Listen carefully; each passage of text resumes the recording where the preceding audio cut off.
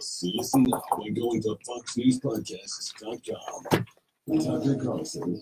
So much barking and noise and yelling. Our role is to take 3 steps back and discern what really matters. Sean Hannity. The most important thing that we are looking out for the forgotten men and women in this country. Maureen Rowe. They're going to get straight. If y'all can't sit here all day online, make sure y'all go onto the iHeartRadio Media app, KPRC 950, or just tune into your radio, 950 AM. A lot of good stuff today. A lot of good stuff. But it's only 30 minutes, so make sure y'all tune in. If you're going to get some calls in, 713-212-5950.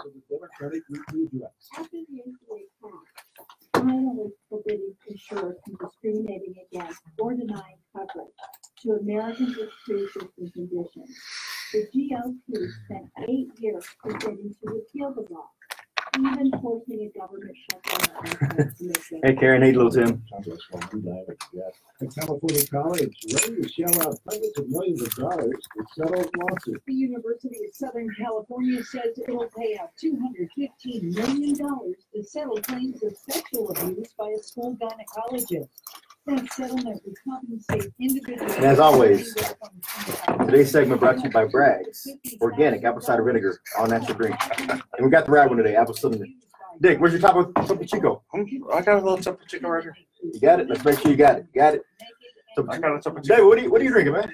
Starbucks. Ah, come on, man. It's a Frappuccino. Yeah. He's got the Frappuccino. He's frapping it. Oh, man. What a rush. Sorry, Shannon. We were rushing. Shannon, you get a car. We didn't give me a badge. Yeah. Barely did it. Okay. About 37,000 members of the Second Marine Expeditionary Force are believed to have Hey, y'all. as Hurricane Florence closed in last month. Oh, it's going to be a juicy show. It's going to be a short show, but it's going to be juicy. 30 minutes, huh? Yeah. So we have one break around 14 to 18 again. And then 27, 26 more don't pick us up. So we're going to go into, what do you want to talk about? Oh, first let's start about, there's a new suit. Well, first let's talk Attack Him again. And I'm Joe. Attack Him. Oh, yeah. I could do it. Attack Him. And then we'll talk about the suit against the city for the largest gun show in the country is open the drag queen show. Yeah. They got to watch out. They might get in trouble on that. For anti-slap. How are you going to get around anti-slap with that? Good afternoon. Watch out for an accident on the North Freeway northbound and the North Loop. This has 2 left-hand blocks. I haven't seen the pleadings. Some good news, that accident we had on the North Freeway southbound equipment has been cleared. Traffic is unwinding in that area, adding about 30 minutes to your commute. I'm Eunice Garcia, the 24-hour traffic center.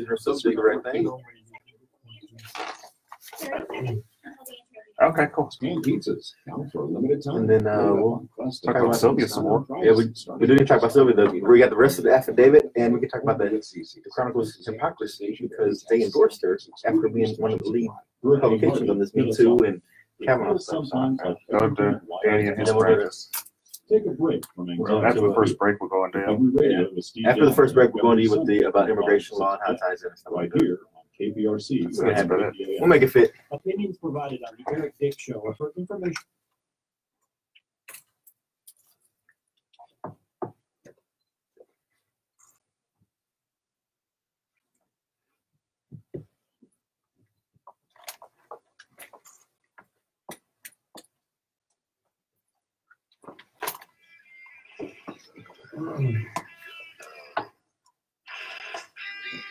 See, they've never heard the intro on Facebook streaming.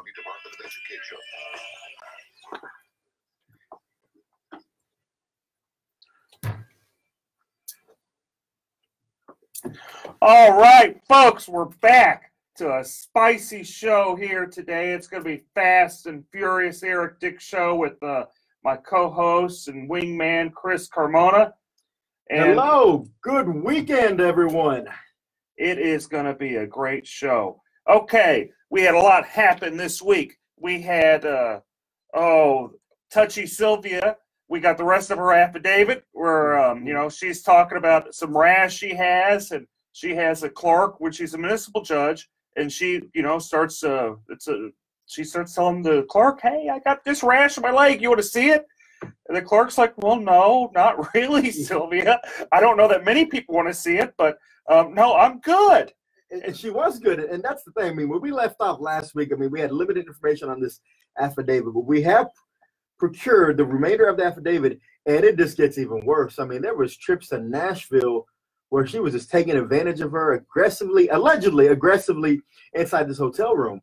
And, you know, this is a legal talk show, and we talk about legal standards and how that impacts the community. Well, I remember a couple of weeks ago, the Houston Chronicle made it a point to make sure that our Supreme Court of the United States candidate, now Justice Kavanaugh, was put through this ringer and even made a point to publish different opinions and editorials where it said that, you know, if you're accused of these things, you're not fit for these types of positions. So with Sylvia being accused of these types of allegations, it's surprising that they came out and endorsed her this week. What's going on? Well, you know, it's a quote, Erica Grinder from the Houston Chronicle. It's dead and irrelevant, and no one cares. And that's actually from a reporter. So you know, what's interesting with the whole Kavanaugh thing is you had a woman, and she was sincere. I know there's people that, you know, have different opinions, but she seems sincere that something happened to her. Maybe we aren't sure what happened, but something happened, and she seems sincere about it. Just as the level of sincerity in that affidavit. I mean, and they go into a lot of detail. And it's pretty folks. detailed. I mean, these aren't things that have been sitting on and no one's come forward. Apparently, Ms. Gutierrez had actually made these complaints before, but it fell on deaf ears.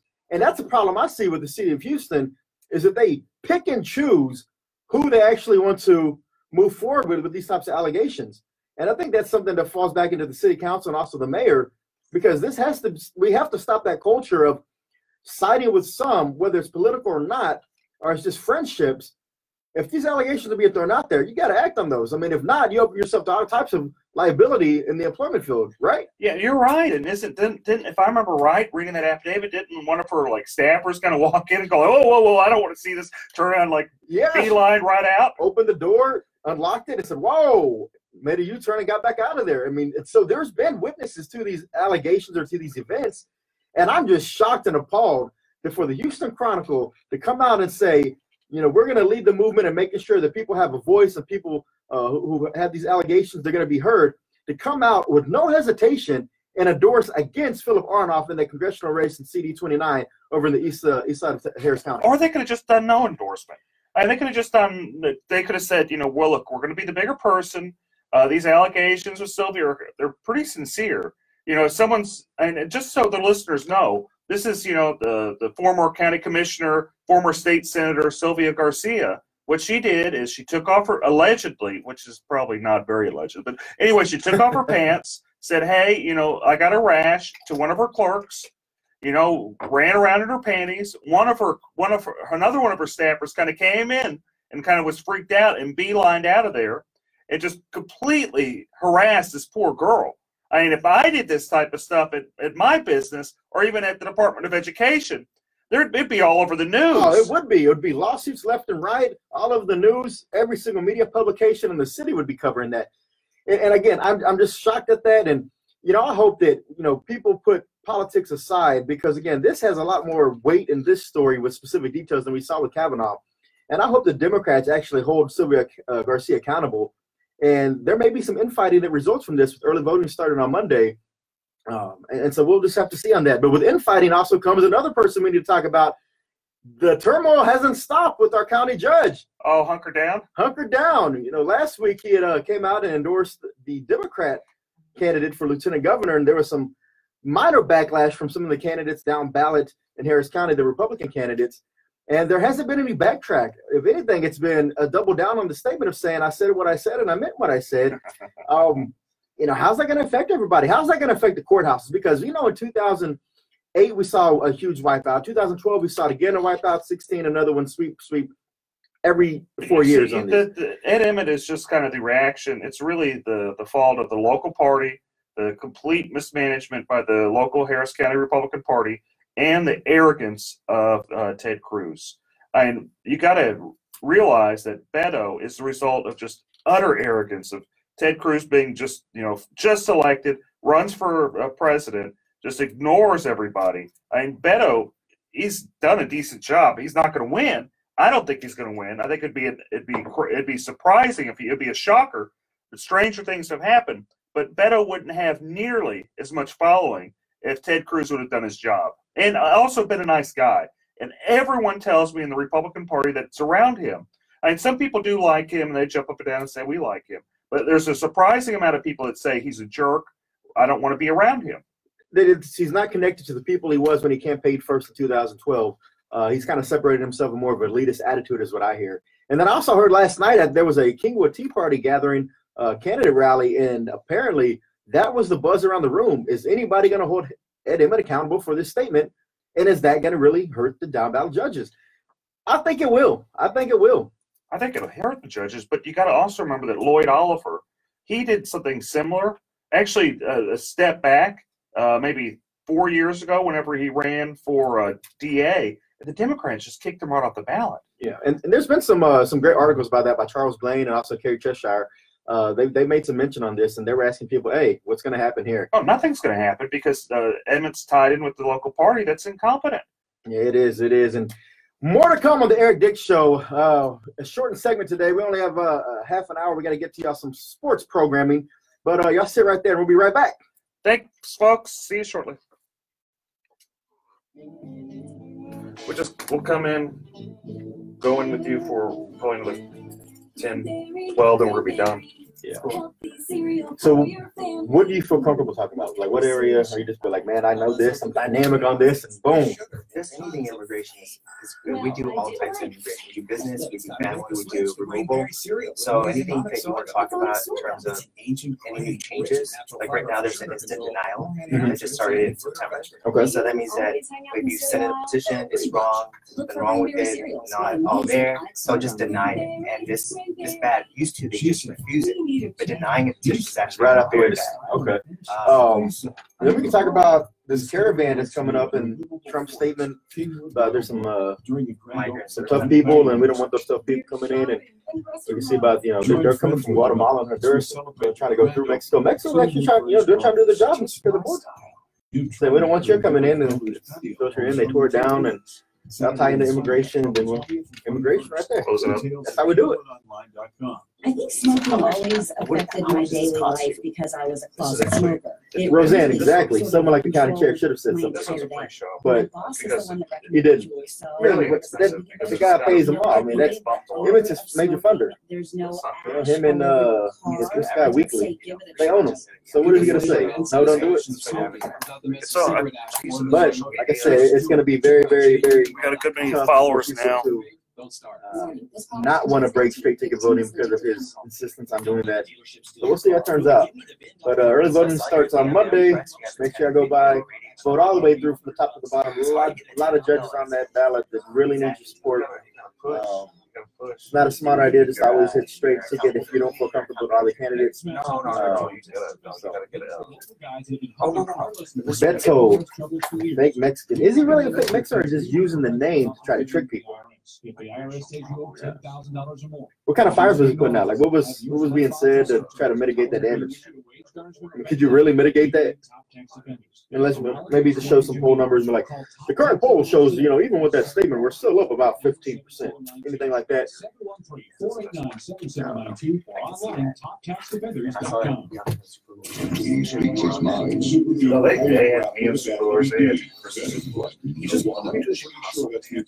How long did spread around? 9.2, but it took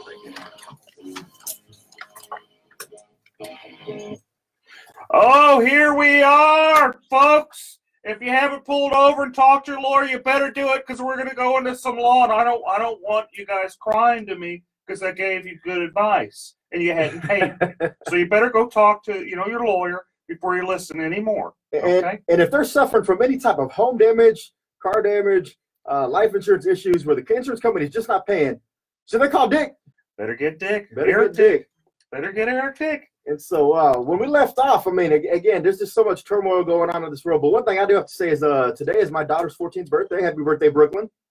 my mother and sister's I was birthday, about to say, you have a family of birthdays today too. and it's Mark Lanier's birthday. And Mark Lanier's birthday. So October 20th, mark this down on your calendars, everybody. That's a strong day for birthdays to come out. But other than the birthdays, we have some other exciting news going on in the country, right? Oh, we have a lot of exciting news, but why don't we start off talking with Danny about his little law practice doing immigration law, and we can kind of tie it into all the many things that are happening in this world. So today's guest, we have attorney Danny Wynn. Danny, welcome to the show. Oh, thank you for having us. This is David Wynn, by the way. Oh, sorry, David Wynn. No problem. It's okay. So I had it right the first time when I said David. Yeah, you said it earlier this morning, so yeah, it just maybe it's too early for you. Oh, I was thinking of there's a City council member of Missouri City. That's right, Danny Wynn. Sorry, David. So you have an immigration practice. You've been practicing law about 10 years, right? That's right. We're practicing 10 years. We have an office in Southwest Houston and one in Northwest Houston as well. Excellent. And so there's been some changes lately. And could you tell me about the changes in immigration law that's, some listeners might want to know about? Yeah, so there's a lot of changes across immigration, across the board. So whether it's legal immigration or illegal immigration, there's changes across the board.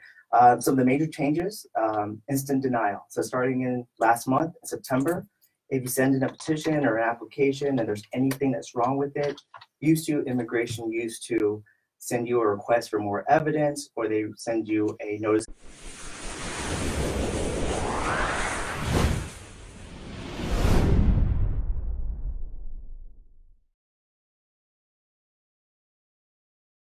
Feeding rocks. It should not be a crime to feed the homeless. Feeding rocks. A good Samaritan shouldn't be punished for acts of kindness. Feeding rocks. Because it's more of a crime to turn your back on a starving person. Feeding rocks. You shouldn't go to jail for sharing food. Feeding rocks. You can't in good conscience let a hungry person starve. Feeding rocks. Help us legalize charity. Go online and sign the petition. www.feeding.rocks. Feeding rocks.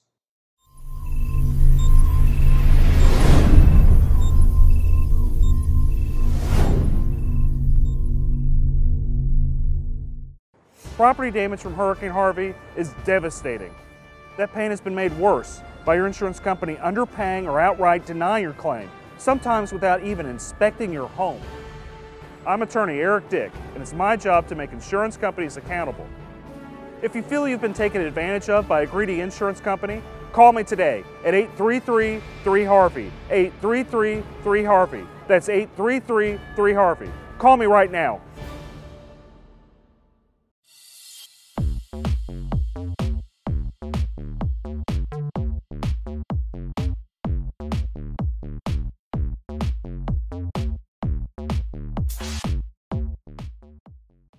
Attempt to deny and give you an opportunity to fix the problem. So now, no more. They can instantly deny your application. And again, this is not like a rejection. This is a denial. So it looks really, really bad if you're trying to reapply later on. So what you're telling me is if someone is, wants to work on their status or, wants to bring someone over or marry someone or what have you, they probably should not do it by themselves. They're probably behooved to go actually get a lawyer to help them with their immigration status. Is that what you're telling me, David? Exactly. I used to tell people, if you read the law very carefully, you could probably do this by yourself. But now so much things have changed. Like, I'll just give you an example. So the basic forms that you need to sponsor a spouse, it used to be last year before 2017, the I-130 form, it used to be 5 pages. Now it's 18 pages. And there's another form that supplements that. It used to be 4 or 5 pages. Now it's an additional 18 pages. And those are just 2 forms out of the many forms that you have to file in order to bring someone to the U.S. Now, and this is things that probably an attorney is best equipped to handle. Is that correct? Is that a fair assessment? That's right. And, it's not a person's fault, to be honest with you. A lot of things are wrong online, especially even on the government's website. They're wrong. And I could, probably usually what I do is I show clients like, look, this is what you want to do, and I can tell you that it's wrong. If you do it this way, like they have it on the website, it's going to get rejected or denied. Now, there's a lot of notaries that have popped up around this city, I know for sure, over the last few years to try to assist and expedite some of this immigration paperwork. What's your feelings on notaries? Are those really strong minded people who understand the legal system and know how to navigate the channels? And that's a good question, Chris. Well, I can tell you for sure, a lot of people in Mexico, there's public notarios are attorneys, but in the US, they're not attorneys. Public notarios are popping up, and let me tell you why you don't want to hire one. The public notarios would never put their name on any of your documents. So whenever there's a problem with your documents because they're giving you wrong advice, no one's accountable except for you. And you're not going to be able to blame someone that doesn't have their names on your forms. They're charging a lot of cash too, aren't they? They do it, but besides this actually being illegal for a notary to practice law, and usually they'll charge at least near what a lawyer would charge. Sometimes more. Sometimes more. So you're having someone, it's basically you're just going and picking someone off the side of the street and saying, "Hey, help me with my legal forms." I wouldn't do that. I wouldn't get someone off the side of the street to represent me, which actually I do. Being an attorney, actually I do hire people to represent me, and anytime anything happens. They say what a client has a fool. What is the saying? Yeah, only a fool has a client for himself. That's right. So yeah, if you have problems with immigration, you probably should get a lawyer. Maybe you could have done it in the past, but it sounds like things have changed, and it probably behoove you to sit and talk to somebody that actually is licensed through the state bar and tell you what to do. What other problems do you see happening, Danny? Okay, so the other problems that we see right now is if you're in removal proceedings. So before, if you're in removal proceedings, that means deportation proceedings, you would have probably a very fair trial with the immigration judge. It's not like that anymore. So right now, under Donald Trump, he said that immigration judges have a quota. They're obligated, or they should, try and end at least 700 cases per year. So what this means in reality is that every immigration judge under the quota has to finish a case within 2.5 hours. Think about this for a second. One party has to state the facts of the case, the witnesses have to be called up, the judge has to make a decision, all in the course of 2.5 hours. Some of these cases are asylum cases, meaning that they involve people that have been victims in their own countries.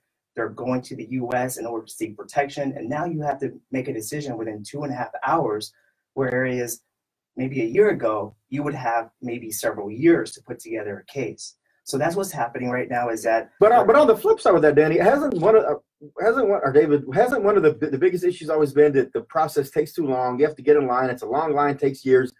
But with this expediency of a 2-hour hearing, or it doesn't that speed up the process, and doesn't that help people who are in the queue trying to get through the system properly? So in the past, you're right. So in the past, asylum used to take years. Now it's not that way anymore. So earlier this year, they changed it. When you apply for asylum today, instead of taking years, you're going to get a notice for an interview within 3 to 5 months. That's very quick. Think about this. You have to show asylum is not easy to get. You're going to have to, usually the attorney will write a legal brief. You have to show evidence, so medical records. Imagine fleeing your country with nothing, and then you're going to have to try to get certified copies of your birth certificate, your, anything that you have in that situation, maybe judicial records. I mean, it's going to be very hard for anyone that's fleeing their country with no money. Yeah. And nonprofits nowadays don't have a budget in order to fix this issue. There's too many people. It's definitely a broken system. It's something that we really have to make sure we're pressing our Congress members and our senators to put something in place that's actually going to be sustainable in the long term. And it's not just the immigration system. I mean, it's the same way with their justice system. There's a lot of sad things that happen every day. I had a client one time in criminal law back when I first started practicing law, where she had some problems with welfare. She got too much welfare because she was broke. And the judge that she was in front of, who's now the administrative judge in Harris County, was Susan Brown. She was nice enough to, put Mike Al in jail, baby in hand. When I say baby in hand, I had to watch the baby while the grandmother came to pick her up. It was training for you, Dick. It was training for you. That's training. But we want to talk about injustice. There's a lot of injustice to go around, a lot of injustice in different spots. And it's been going on a long time, and I imagine there always will be injustice. Yeah, real quick, David. There's a huge caravan coming through Central America right now, going through Mexico, trying to get to the United States. Will they make it? And if so, are they going to be turned back around under this new policy provisions? What happens to them? Right now, it's harder for people trying to enter the U.S. to get asylum or refugee status. So I think it's going to be an uphill battle for them to try to make it into the U.S. And even if they do, it's going to be very hard for them to try to get any legal status in the U.S. So it's very hard. We're turning away people that are actually fleeing their country. Some of these people, yes, there's always people that will try to, go past the system that do not qualify. But you have to understand there's a huge vetting process to make sure that their alibi sticks. There's multiple interviews to make sure they have a credible fear. But if you have a group of 1,000 people coming in one time and saying, we just got bombed in our neighborhood, shouldn't their stories all match? And wouldn't that be considered some type of evidence that they could be used in the process? So just like you mentioned earlier about the Kavanaugh hearing, when people experience trauma, they're gonna remember different things. And so when you have a child versus an adult, they're gonna see different things. And that's why it takes a lot of work in order to gather the story to make it make sense, because every person's story is going to be a little different based on their experience. Well, I think it just goes to show that you're always probably doing right whenever you have legal problems to go and get an attorney. The system's always going to change under whether it's Trump, whether it was going to be somebody else, the system's going to change. Whether it's good or bad, it always remains to be seen. It's fascinating how government works and how consequences for actions happen. Plenty of times they're inadvertent. This could be a good thing. It could be a bad thing. Only time will tell. But what is important is while they're going through this process, if they're serious about it, they probably need legal help. They do, and that's what we're here for, is to try to make sure we guide people to make sure they're getting legal help in any type of situation they're in. And David Wynn, thank you for your time today with talking about immigration. And if anybody needs to reach out to David, what's that phone number? It's 281-777-1236. All right, thank you, David. Yeah, so is there anything else we need to go through in this fast and furious? Absolutely. Again, anytime you're facing an insurance company, whether it's a car accident, a personal injury that happens, you slipped and fell, or you got flooded or hail damage, and the insurance company does not want to pay, you got to make sure you have someone on your side who's going to fight for you from the beginning to the end, and is going to take the insurance company to task. What I found amazing is I've represented like thousands of people, and when I say thousands, like 2,000-3,000 people. And out of those thousands of people I've represented, I'd say 98-99% were underpaid on their claims. It's just kind of fascinating that so many insurance companies just underpay claims, and they pay big money to to government through lobbyist organizations like Texans for Lawsuit Reform to buy people off. But I guess that's never going to stop. You're always going to have stuff like that, and that's been going on since governments began. Is you have special interests. And it has, and as long as there continues to be special interests protecting the insurance companies, it's important and critical that you have an attorney fighting on your side, and that's where homeowners insurance lawyer, attorney Eric Dick, comes in. And again, if you're getting in that legal situation, don't get mad, get Dick. Good to be back again, folks. I'll see y'all next weekend, or I won't see y'all. I'll talk to you next weekend. And make sure that we haven't always said this, but we got to send a huge shout out to our producer Shannon. See y'all next week. Thanks, producer Shannon. Have a good one. Barely did that one. That was a rush. Hey, send me some business cards. Maybe I'll hand it out. I have a business card wall. Hey guys, again, sorry for the short show today, but we'll be back on. We're good next week, right? I'll put this all I think on. we're good next week, but we'll let y'all know. Yeah, have a good one. It's on Twitter. It'll be on Twitter later. Okay. Bye, folks. Thanks. Property damage from Hurricane Harvey is devastating. That pain has been made worse by your insurance company underpaying or outright denying your claim, sometimes without even inspecting your home. I'm attorney Eric Dick, and it's my job to make insurance companies accountable. If you feel you've been taken advantage of by a greedy insurance company, call me today at 833-3HARVEY, 833-3HARVEY. That's 833-3HARVEY. Call me right now.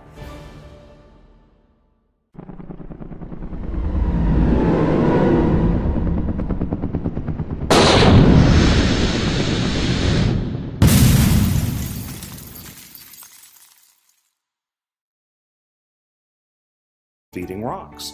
It should not be a crime to feed the homeless. Feeding Rocks. A good Samaritan shouldn't be punished for acts of kindness. Feeding Rocks. Because it's more of a crime to turn your back on a starving person. Feeding Rocks. You shouldn't go to jail for sharing food. Feeding Rocks. You can't in good conscience let a hungry person starve. Feeding Rocks. Help us legalize charity. Go online and sign the petition. www.feeding.rocks. Feeding Rocks.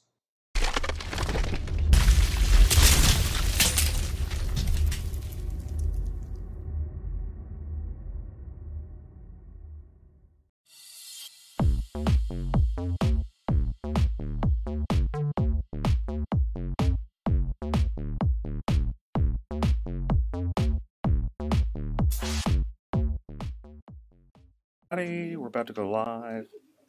About 7 minutes. We've got a bunch of great guests, a bunch of great topics. You can message me. If you guys message me, I'll respond. Oh. Let's see. My handle is at Dick Law Firm on most Twitter, Instagram. Okay.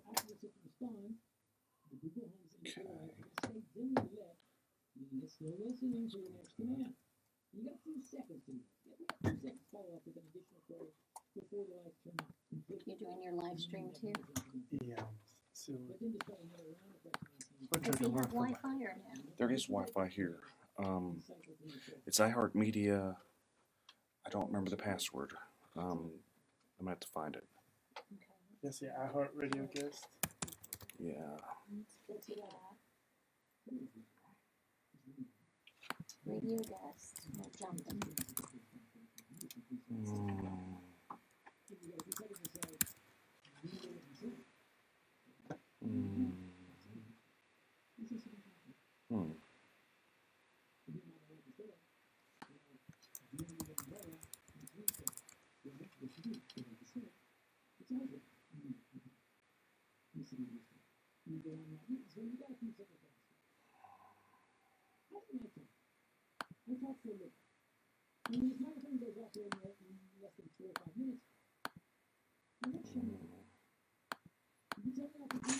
I don't know that I know what the password is, guys. I'm looking for the email where they sent it to me.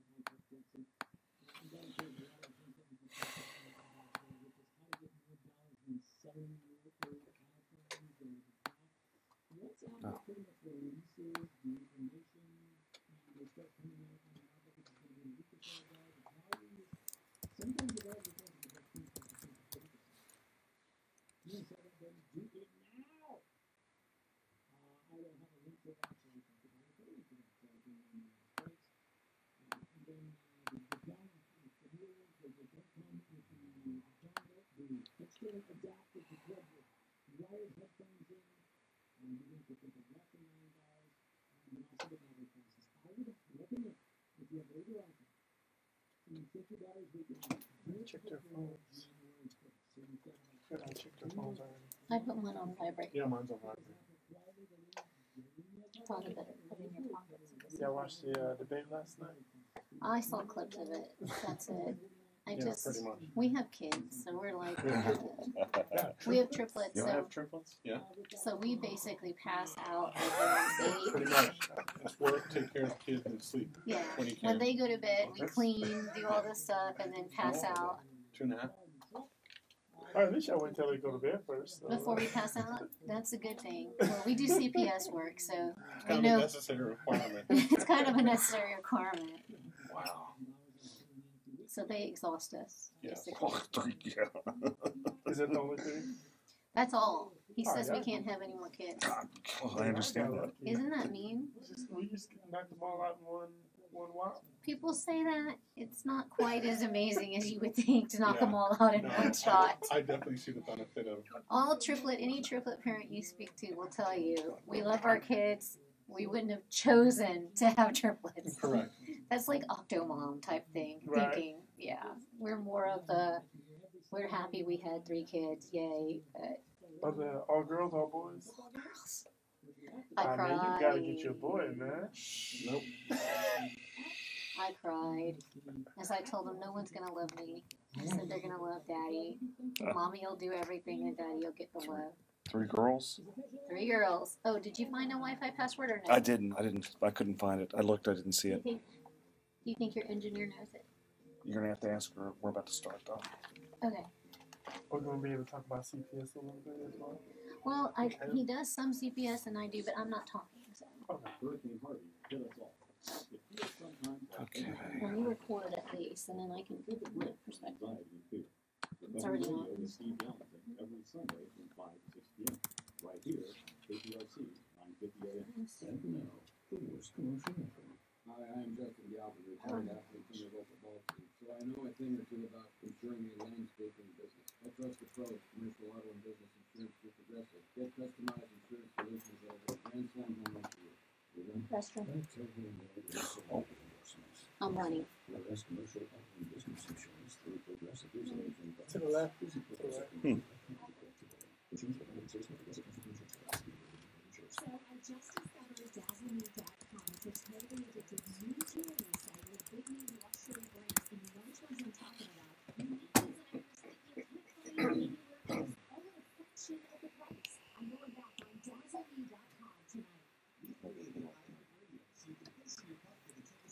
Maybe doesn't necessarily work. Ah. Okay.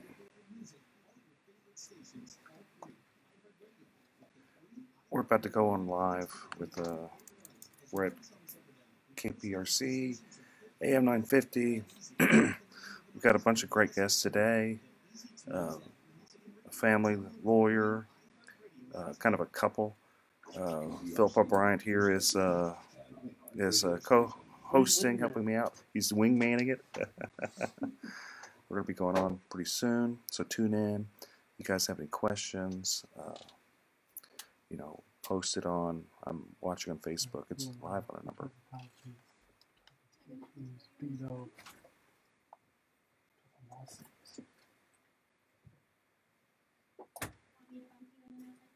That's fine.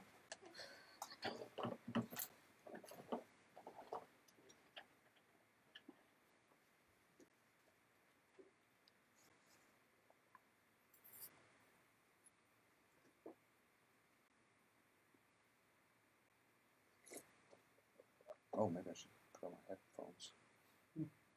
There's some here. Let's see. Oh, wait. Yeah, it goes silent for a little bit before. If I remember right, I always get spooked with this. It goes silent for a little bit, then it'll play its music. And we get going. Okay. Here. I was like, what is he doing?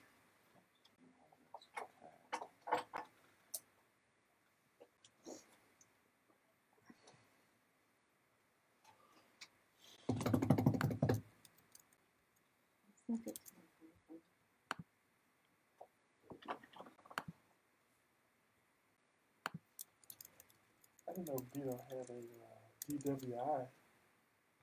You mean Bill? Oh, Beto. Beto. Didn't he have someone like his dad that was a judge covered it up or something like that too? Didn't get his dad last night. Very well could be. That'll make for some. That's gonna be some good radio. You guys getting a preview of what we're gonna be talking about. Juicy, only the juiciest here. Okay. Okay. Am I gonna be able to hear? We have a studio. There's gonna be a studio monitor that'll play that like we were hearing before. It'll play. Oh, in the background. In the background, yeah. Okay. If there's a good family law question, can she answer or is that? I don't mind. Y'all can both answer. Okay. should be a mic right there. That might still be on. There should be both mics on. Right there. No, there's criminals up there. Well, if he says for me to do it, I can push mic on. Yeah, no, just hold on.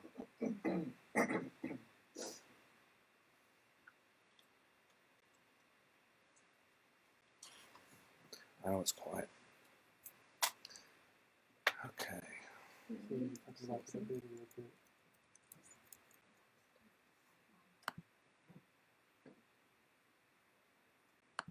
This is Russell Newman and Newman Rodriguez. We're live on AM 950. Can you take some questions, give some answers, and we're on the Eric Dick Show. Hope to hear from you.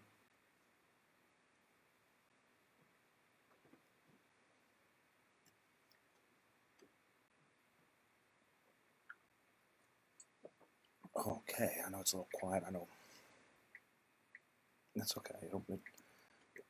Just getting ready. It's the calm before the storm, folks. The calm before the storm.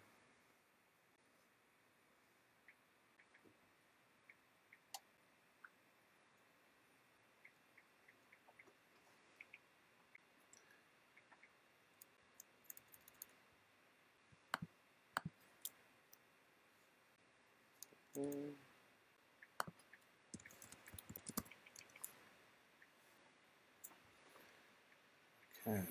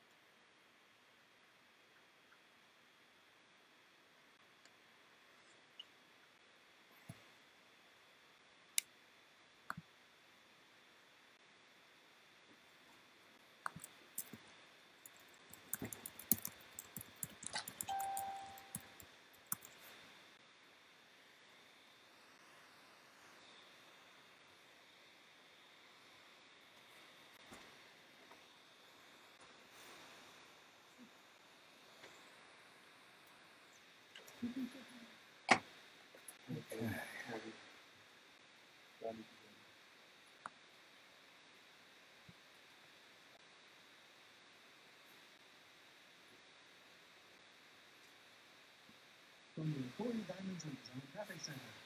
We did have an accident working on the outbound side of the freeway. We put recap to the backing up into the downtown area. It's not clear, but things still might be slowed up in the line. We do have construction delayed outbound on the Southwest Freeway, approaching West Loop, but now the backup to the Freeway. I'm Stephen Foss.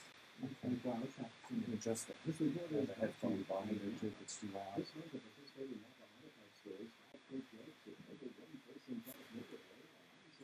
Okay, we'll get ready to go on. Minutes, folks. I'm here. Still have a delay.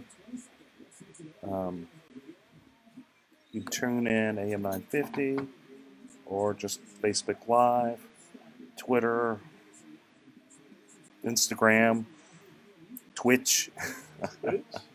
Twitch, yeah. I'm on Twitch, YouTube, and every single one. Periscope. That's pretty cool. Periscope, which is Twitter and all of them. So, guys, you got questions? Oh, no. You should contact your attorney to obtain advice with respect to any particular issue or problem. The opinions expressed on the Eric Dick Show are that of the host and guests, and do not reflect the opinions of the station or iHeartMedia.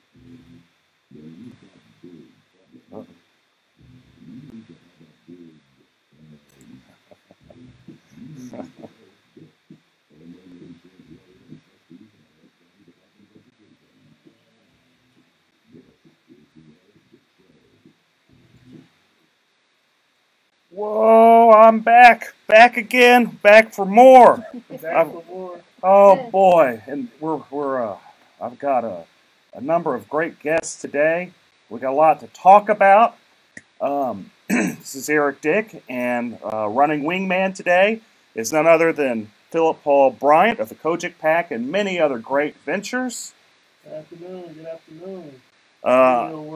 We're live on AM 950. Live on a number of social media handles at Dick Law Firm. So let's just kind of dig into it. We've got a number of topics. So should a white insurance adjuster who's working for an insurance company, and I hate even bringing up really his nationality, his race, but should a white insurance adjuster suggest that an arbitrator be Hispanic because the policyholder is Hispanic? I asked that because I had this happen to me. I had this adjuster, his name is Kevin Horomas. He's kind of a jerk. You gonna call him out here? I'm gonna call him out. He's kind of, in fact, he really is. He's just not a nice person. What I've learned in this world is you've got good people and you've got bad people, and he is. Anybody that knows him knows he's not a very good person. So, anyway, he suggests, and I'm just gonna read what he wrote in email. He suggests, let's pull it up, as an alternative umpire, which is, I'm just gonna say. I'm going to say, arbitrator. Selection due to plaintiff's Hispanic heritage. Apparently now he cares that my client's Hispanic. I'd offer this other person as an alternative. And my question is that kind of racist? Is it inappropriate? Could they pick another, insurance adjuster because my client's Hispanic? I'm just wondering. Since the guy all of a sudden cares. Is that appropriate? I don't know. What do you think, Philip? Is it appropriate for an appraiser to request a umpire that's the same nationality as the client? Yeah, whenever no one else is the same nationality, not even the person requesting. Yeah, it seems like you're kind of infusing race into a situation now there's a language barrier issue. I think. A language barrier issue. I think the courts have a way to kind of bring in an interpreter. I think for the most part that should be suffice. I don't necessarily think that it's about a jury of your peers. If this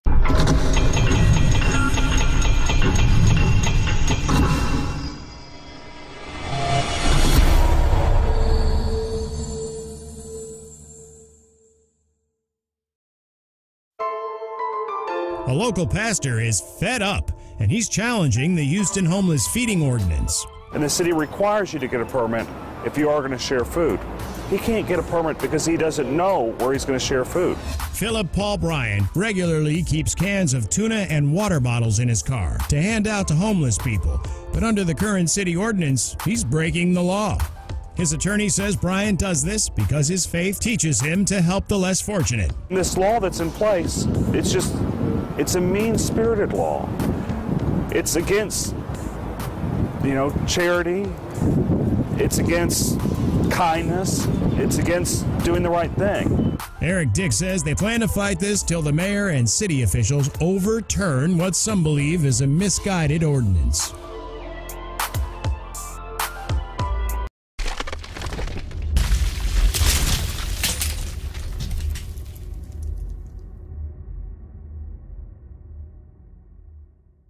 Hi, this is Eric Dick, and I think it is important that you know your rights. If your homeowner's insurance company has denied or underpaid your claim, you have the right to hire an attorney. You have the right to call me for a free consultation at 833-7-RIGHTS. That's 833-7-RIGHTS. Don't let your homeowner's insurance company take advantage of you. Call me today at 833-7-RIGHTS. Has your homeowner's insurance claim been denied or underpaid? Call Dick Law Firm at 833-7-RIGHTS.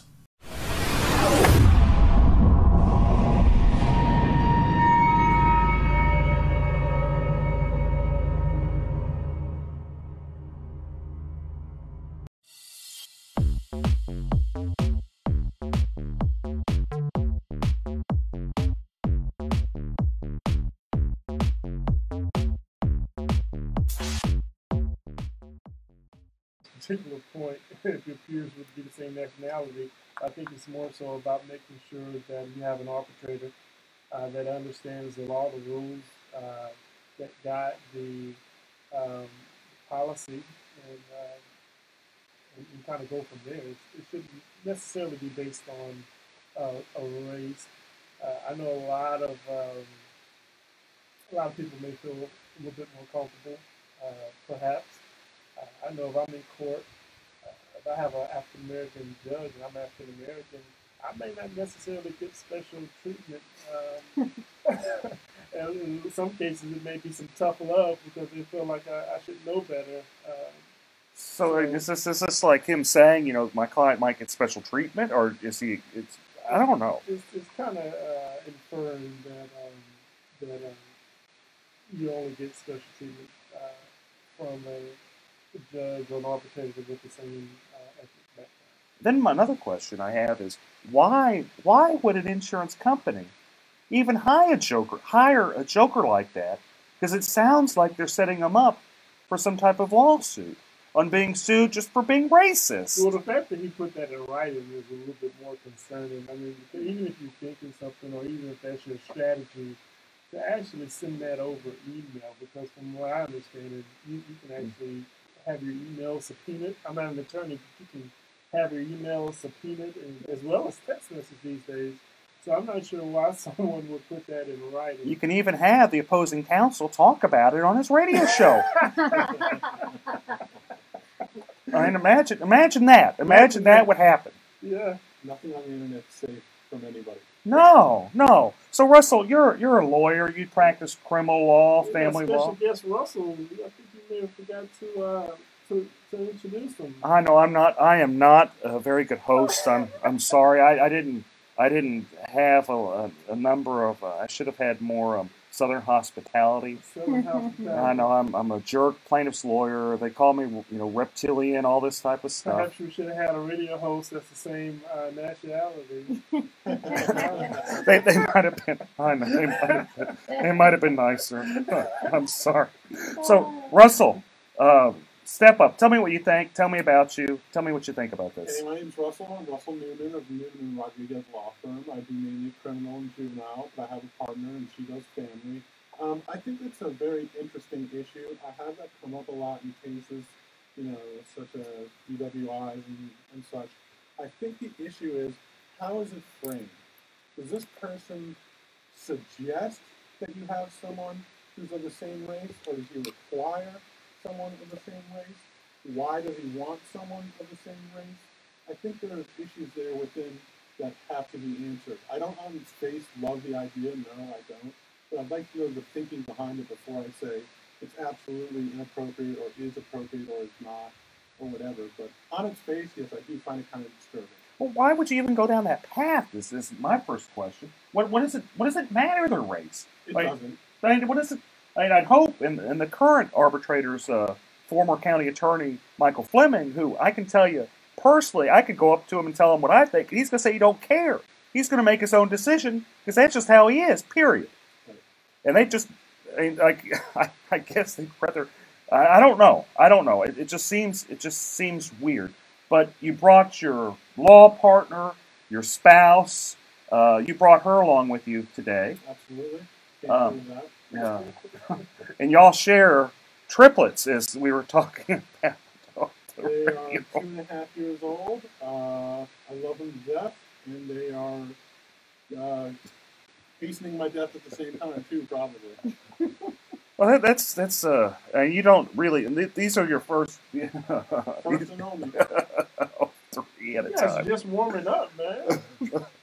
Just figured out how to do that right. Now you gotta just call it. If they're great or if they're screwed up, I've done my damage. All right, having 3 at a time, that is a lot. What we were talking about. You're afraid they have another 3 at a time. And end up with 6. Yeah. She may never be touched again. I sometimes joke with my spouse that having children is the best form of birth control. No, having 3 kids is the best form of birth control. That's very true. Oh, okay. Okay. We're going to take a little bit of a break. Talk more with Russell and Philip O'Brien about some other great topics. Thanks, guys. We'll be back.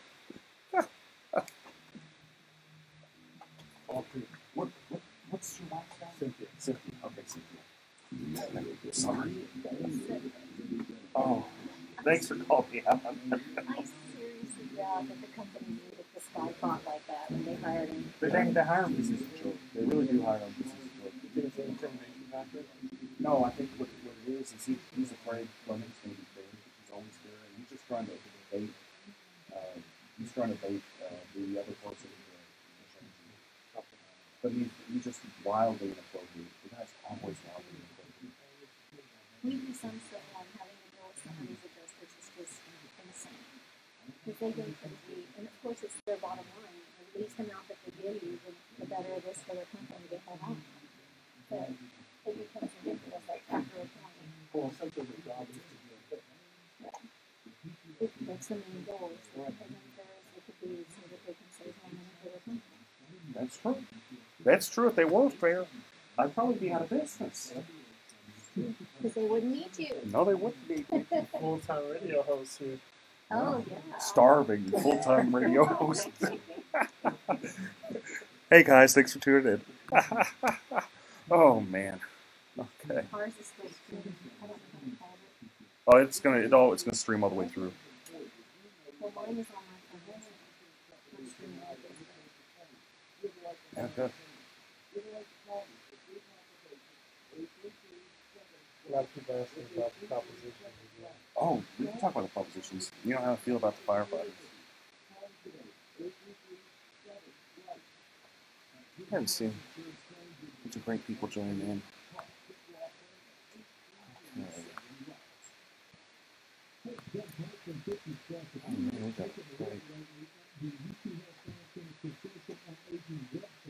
Crowd. Okay. Oh, so now let's go back.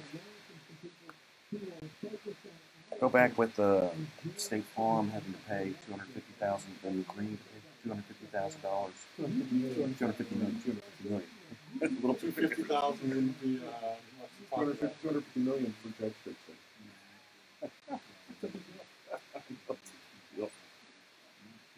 Oh, in a time like that, you know, we're pushing laws that favor interest.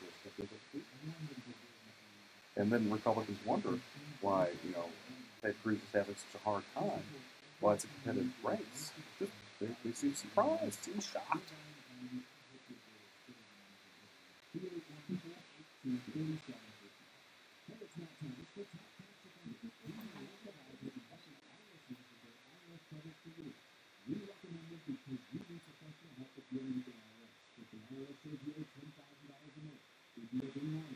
You can pretty well set up the background. Oh, I can hear everything. No, I just hear you guys. Oh my gosh. I don't even know. I didn't even pay attention. Once it started, I was listening and laughing. It's a good show. Feel free to jump in. We talk smack for a little bit. Oh, I was laughing.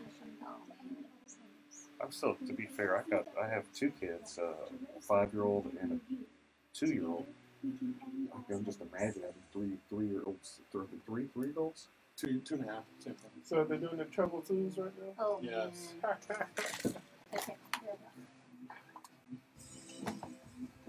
I'm back with Eric Dick on my little show we got here with Philip Paul Bryant running shotgun. We've got a great law couple, Russell and Cynthia. Was it Newman? So then we're talking law and politics because that is just the most fun stuff to talk about on a Saturday afternoon, folks. It's just great.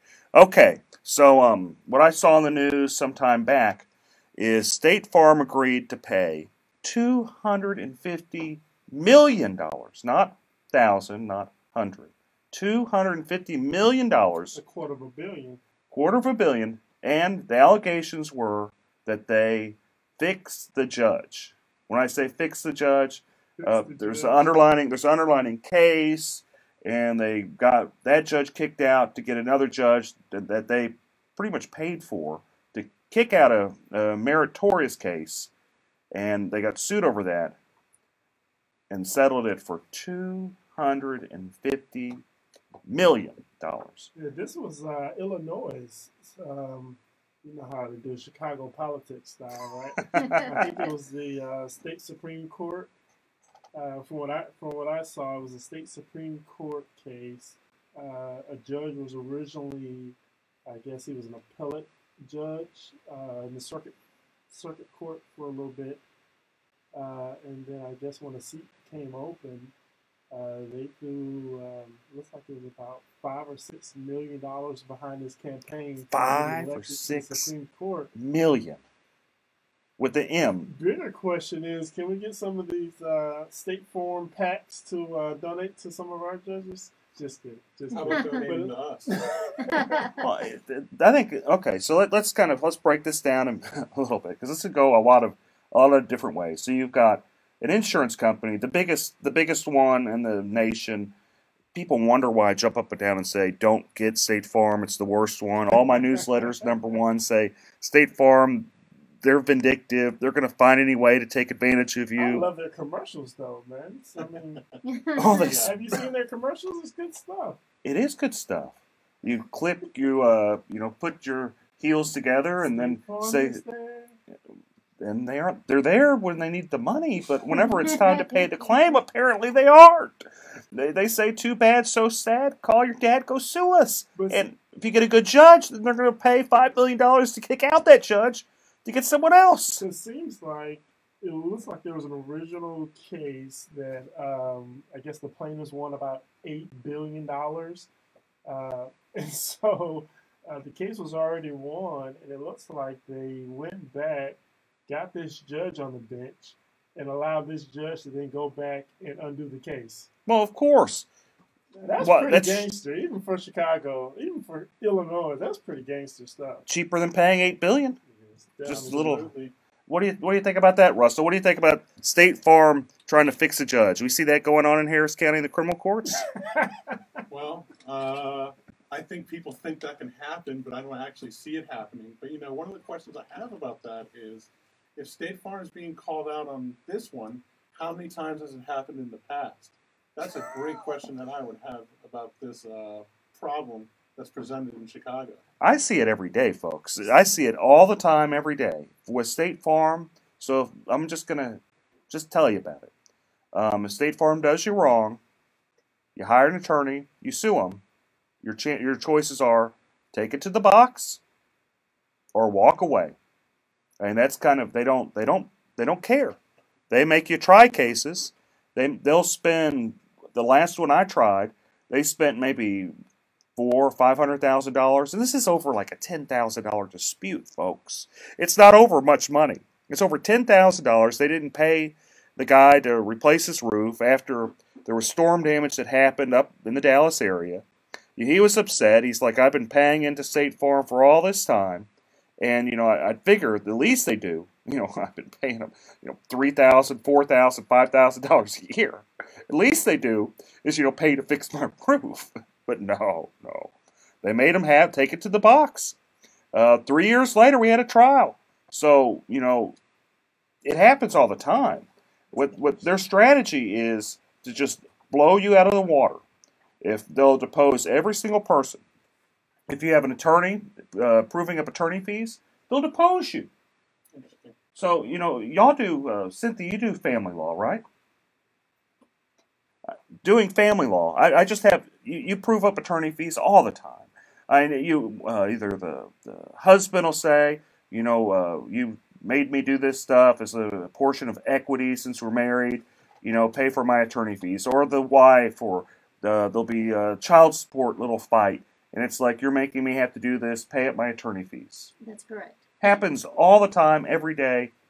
Every day, somebody wants to find out, make sure that it's an equitable amount of attorney fees that are being paid on both sides. And there's some situations where you're entitled to the attorney fees.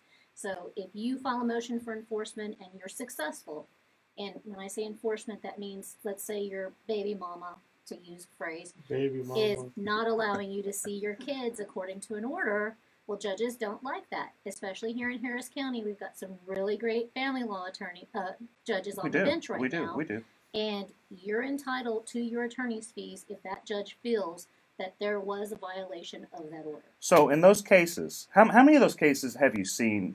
Just a guess. How many have you done in your life of those type of cases? I can't even count it. Like thousands, tens of thousands? I wouldn't say thousands. I'm not that old. But you'd say hundreds, like. I would say probably about 100 at this point. Right, and then each week you've seen it 2, 3, 4 times, right? Yes, at least each week, 2, 3, just depending on our schedules. How many times has the opposing counsel thought it would be a good idea to depose someone over the attorney fees? Absolutely none. In fact, we barely question each other most of the time if they're fairly reasonable on your hourly rate. At this point, isn't it? That's correct. Right. It's accepted practice on this point, especially on those types of cases. Now, what shocks me, get this, every single time I take a State Farm case to the box, they spend 3, 4, and this is nice, 3, 4, 8 hours deposing me over attorney fees. 8 hours. We call that being a bully. They're trying to intimidate and they're trying to make a point, and they're using you.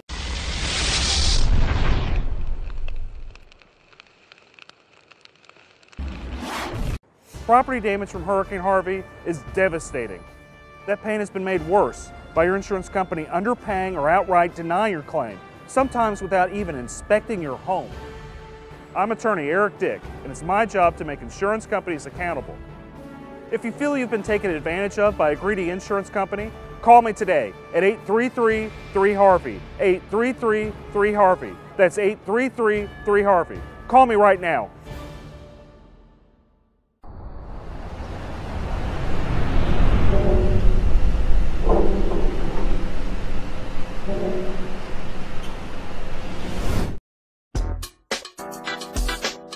Breaking the law, one meal at a time, feeding the homeless. It is morally wrong to make it a crime to give food. A Houston man who feeds the homeless because of his faith is suing the city, challenging the established charitable feeding ban. The often debated ordinance has banned sharing food in public groups of more than 5 people without city permission since 2012. The city says you can give food to 5 people, not 6. What are you supposed to tell the 6th person? I met my quota today? The city wants to dismiss Philip Paul Bryant's lawsuit. That's a crime? What does this world come to? It's a sad day whenever trying to prevent a fellow human from starving is a crime. The city says the ordinance aims to curb trespassing and littering, both of which were already prohibited in the municipal code prior to the passing of the ordinance. While some Houstonians are in support of the lawsuit, I really hope he wins his case, and I really hope they lift those sanctions so we can be able to give more to the needy. So if you're willing to help more than 5 homeless people, you should be able to do that. Some even challenge the city's support of their citizens. The city isn't going to take care of their homeless people. As their people, somebody got to take care of them. So why can't we take care of them? A question Houstonians will continue to ask as long as the ban remains.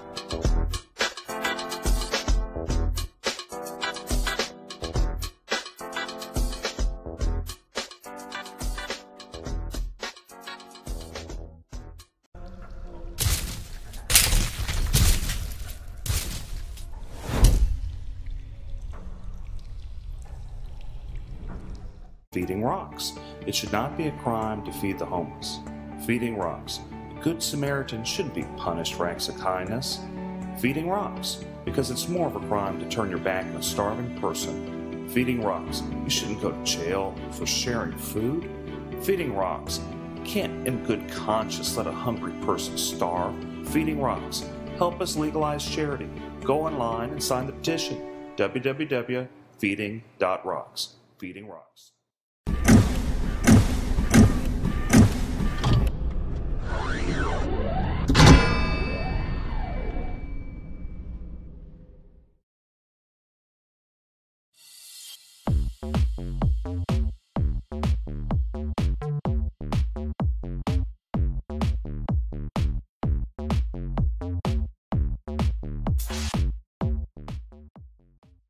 As part of it, obviously, because if one attorney says it's not worth it, then maybe the next person won't take a State Farm case. It's a deterrent on their part. Correct. They know that if they start doing it across the way, because obviously you have friends that are plaintiffs' attorneys, just like we have friends that are family law attorneys and criminal law attorneys, and so we talk. And there's certain cases in certain courts, which I won't say, that I may charge a little bit more because I know it may be a little more difficult to deal with. And I'm sure you and your friends discuss State Farm ad nauseum. Well, the good news is there's just not many people that take first-party insurance claims, especially with the current laws in place that are exceptionally favorable to insurance companies. You had a 542A that happened, over the last legislative session, where you had Texans for Lawsuit Reform basically bribing people to push that law in place. Just saying, and this is always their excuse, evil plaintiff lawyers, greedy plaintiff lawyers, they're taking advantage of everybody, and I just don't. Fair enough. That's just their propaganda. Usually when there's propaganda, there's a reason for the propaganda. And I'm going kind of off on just a tangent. But since we're going off on this tangent, let's run with it a little bit. Another thing I want to talk about. What makes me upset about the State Farm case is my main man, Eric Dick, wasn't the attorney. Who sued him for that $250. How much, what's the attorney fees on that? What's the Mexican restaurant we go to? Oh, El Tiempo. Man, think about how many times we could have went to El Tiempo. Lifetime supply. He could have bought an El Tiempo. He could have Oh, bought an El in your Tiempo. backyard, there's a pool. Save ourselves some time. Fajitas and margaritas for everyone. No, we just get the little. We're just going to be getting the little meals. We're ordering off the lunch plate, Philip. We aren't buying no restaurants. There's the kids menu too. There's the kids menu. Yeah. You especially had the kids menu with 3 kids. Yeah. You can bring the girls; they'll only eat one of them. Okay, so we're going to take a quick break. We're going to be back. We're going to talk about TWIA, Texas Windstorm. We're going to talk about the courthouse state of affairs with family and criminal courthouses. And, of course, we're going to talk about the debate last night with Beto and Ted Cruz. Stay with us. Thanks, folks. See you soon. I turned the microphone off. I think I did. I hit off.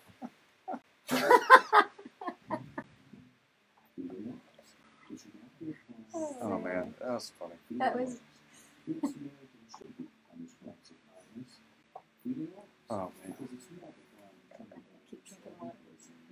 So No, I've been doing this 100 ounces of water a day, trying to make sure I stay hydrated, and I'm like, because it helps with your intake of food as well. So yeah, it fills me up, and so that doesn't bode well for sitting anywhere for an hour or two. I was try to.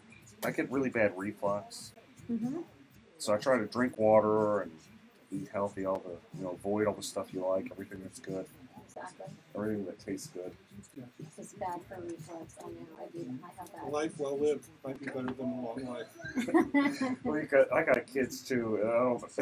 I'm not going short. Yeah, the 2-year-old. That's. You guys got. You're not a spring chicken when you had the kiddos, which ain't nothing. I don't mean to be nothing. I wasn't young when I had my kiddos either. It's tough. And it's amazing. It's some of the best parts of your life.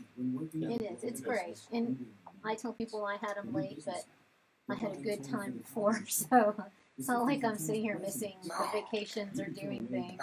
No, and you got your kiddos, and it just the way they look at you, the way the things they do is just so adorable. How they interact. They're happy just to sit on you and watch TV They for like a short period. they will manipulate you the rest of your life. They try. They try. Very much the Hispanic mama, so. And people laugh at me, but I'm like, you take my kids in public, they eat out once or twice a week, and we don't have issues. Nothing's wrong with that. I sit there. I may not eat, but it's just to train them as they get older so they know how to behave when you're in public, because we eat out probably 2 or 3 times a week with them. And then ourselves forget to eat. Nothing's wrong with that. And you're in the swamp. You're chugging along. You got like doing family law and criminal law. That's tough. That's We didn't tough even work. slow down. We had them in the NICU for 6 weeks. They were home for 2 weeks when we tried a sexual assault case in Galveston. So we were leaving them at 7 with the nanny and getting back at 7 and then taking care of them, and they weren't sleeping through the nights. So we were living on an hour and a half to 2 hours of sleep a night while we tried the sexual assault case. It was crazy. I think about it now, and I can't even believe we survived. It's awesome. It's just awesome in itself, and that y'all are able to push a successful law firm, and you got 3 kiddos, like young kiddos, and just doing it. I mean, you aren't sleeping, but you're doing it. Well, we have a lot of, we have extended family. My family, I come from a very big family, and so they help out quite a bit. And then, like today, I was lucky my secretary's daughter had early childhood development as her major, so she's in student teaching and not making money. So she's happy to come over on Saturdays and take care of the kids for us for a few hours for not that much. And I mean, otherwise I would be coming here. You know, our family wants to do things with their families too. I know. My mom's playing with my kids now too. I mean, we're lucky. A lot of people don't have extended family to help, so I'm very, very blessed. Getting close. So just push on, right? You all tell me when, and I'll do on. All right, folks, we're back. I've got a bunch of great people here. Philip Paul Bryant, Here. Russell, and Cynthia Newman. Hello. Great family and criminal law here in Houston.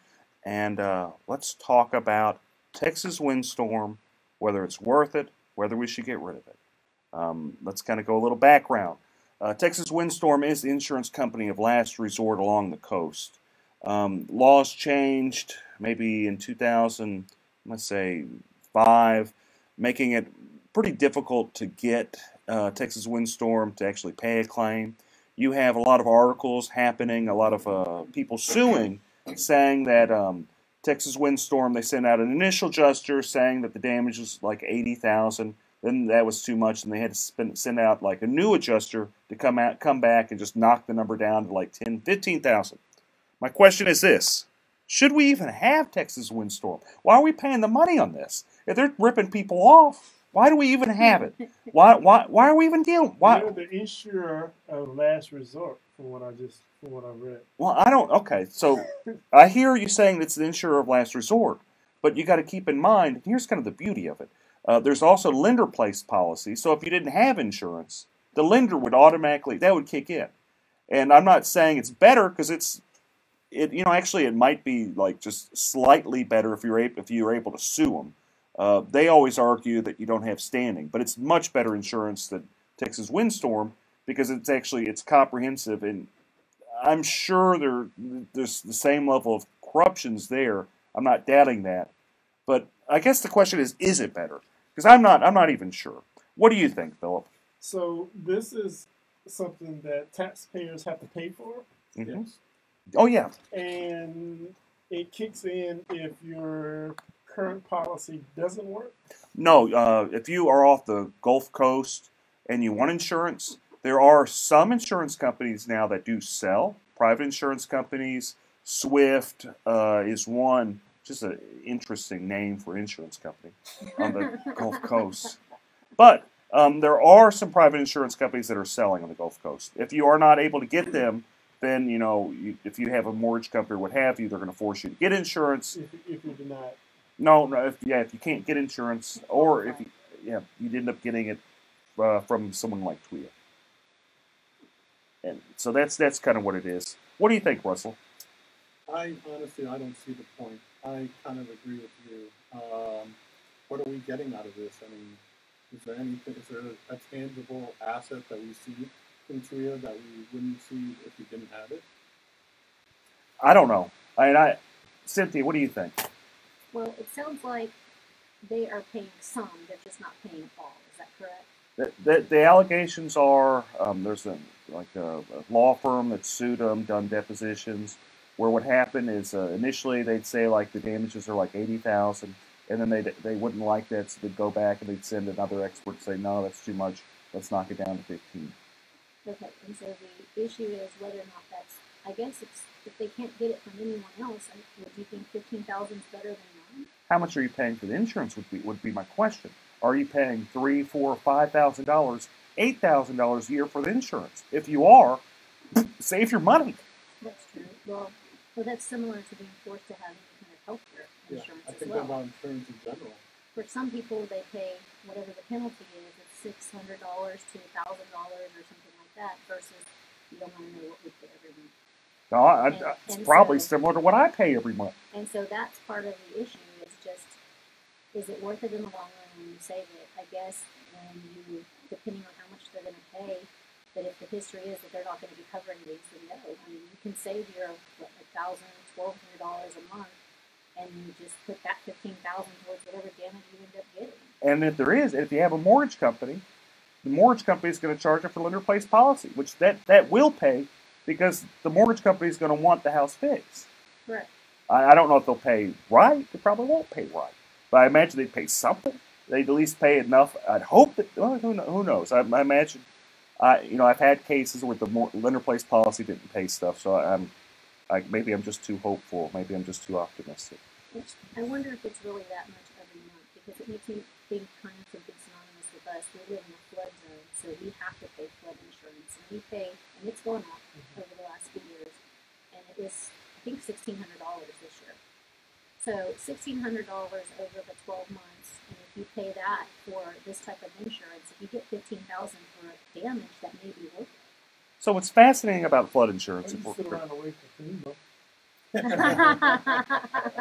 That's something. That's a legitimate point. Oh, we're sorry. You'll be waiting around for quite a while. The Red Cross is good for 500, I think. So what's interesting about NFIP, if we're going to go into a little bit, it's a government subsidized program where you have businesses, individuals purchasing insurance that, when I say subsidized, in theory, they're supposed to pay out more than they collect, and they probably do. I don't doubt it.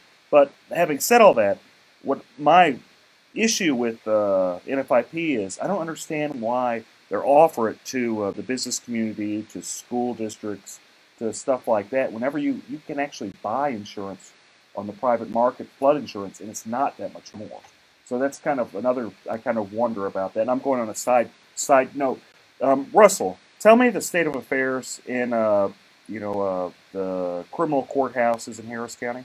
Well, it's a pretty big cluster. It's a big problem. I think in what's been over a year, they have done nothing to ameliorate the situation.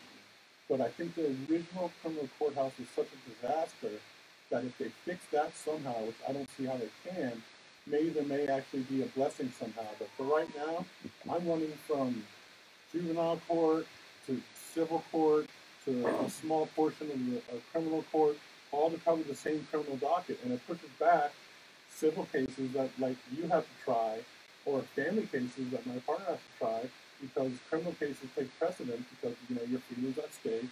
And so I feel not only do I have to cover so much more ground in the same amount of time, my cases get precedence in the court, and that backs everything up. So I think they really, really need to focus on having each courthouse for each kind of law again. But I think we're moving very slowly and haven't seen any improvement, and it kind of gets me down because I don't know what Harris County is doing to fix this ability. Aren't they still using parts of the building? Because I know a family that had a case down there, and it seems like they kind of redirect you automatically when you go to the criminal court. They tell you to go to the civil court, even though they're having some criminal court cases in the criminal court. What's going on? What do you think, Cynthia? They may try the cases in different courts. So let's say for regular settings, you have regular court appearances, you go to the civil courthouse. Right. Well, one day you may show up, if you're set for trial, they're going to send you back to another courthouse to actually try the case. So it can get confusing for people, and they have now opened up the 20th floor. A couple floors. Probably 17 through 20. Of the main criminal courthouse, Which is the on courthouse, 201 Franklin. right, which is the courthouse floor that was the least affected. What they're saying is it's the easiest ones to open. But they're saying the other ones are so far from being open that they're they're not even optimistic for So they're just kind of 2020. doing one floor at a time as far as this. I think they're opening the floors that were not destroyed. They're saying the other floors have been so damaged that they can't open them anytime soon without major construction. Well, and what the background here, if folks are just tuning in, they don't understand what we're talking about, is the civil courthouses, more specifically, the criminal courthouse got flooded, just something severe, from Hurricane Harvey. There was a basement, doors. I think they have some roof problems. Sprinklers went off. It wasn't roof problems. I actually remember this quite well because they asked me a little bit about the insurance. So, oh no, okay. And Chris Daniel was on here last week, and I know he's hustling. He's doing what he can, but there's only so much the district court can do. It's He's really a great district clerk to deal with. I don't even know the man personally, but if I have problems on cases, he answers my messaging on Facebook. I know. It's just amazing. Yeah, he hustles. So, criminal courthouse flooded.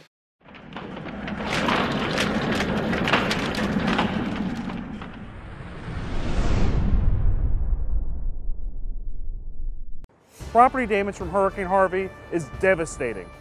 That pain has been made worse by your insurance company underpaying or outright denying your claim, sometimes without even inspecting your home.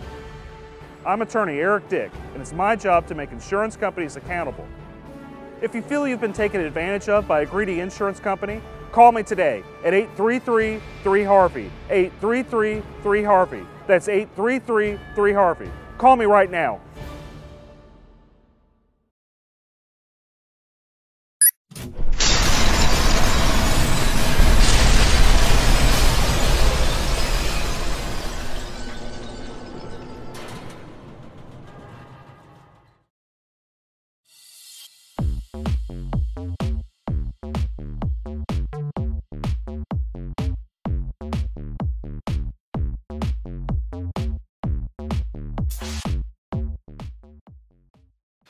All the cases got moved over to the civil courthouse. The old family courthouse, is it even being used anymore? Yeah, it's being used for misdemeanors right now. The civil courthouse is felonies, and the old family courthouse is being misdemeanors. Misdemeanors and 40 courts, which are the OAG courts. Child support. Yeah, the child support, the Title 4D, or the Attorney General brings them for to pay child support. Yeah. So, what kind of cases do you do, Russell? I've tried everything from Class C tickets to murder. I mean, Got a murder case? Yeah, sure. DWIs, ag assaults. DWI, you could have represented Vito. Yeah, right. And you know what? If I did, no one would know about it. Well, we'll get into that. That might be a good segue. So, if people want to find out about you, Russell, where do they look? Well, you can type in my name in Google, and the first thing that comes up is my website, but officially it's newmanandrodriguez.com, and it gives us a little dossier about who we are, and we're just fighters. We fight our cases. We don't plead. We rarely work them out, and we come out on top if you hire us. Perfect. Hang out between the courts and watch them run from one court to another. Absolutely. That's awesome. We're going to be right back, folks. Stay tuned. We're talking about Beto versus Cruz, the debate. Thanks, guys.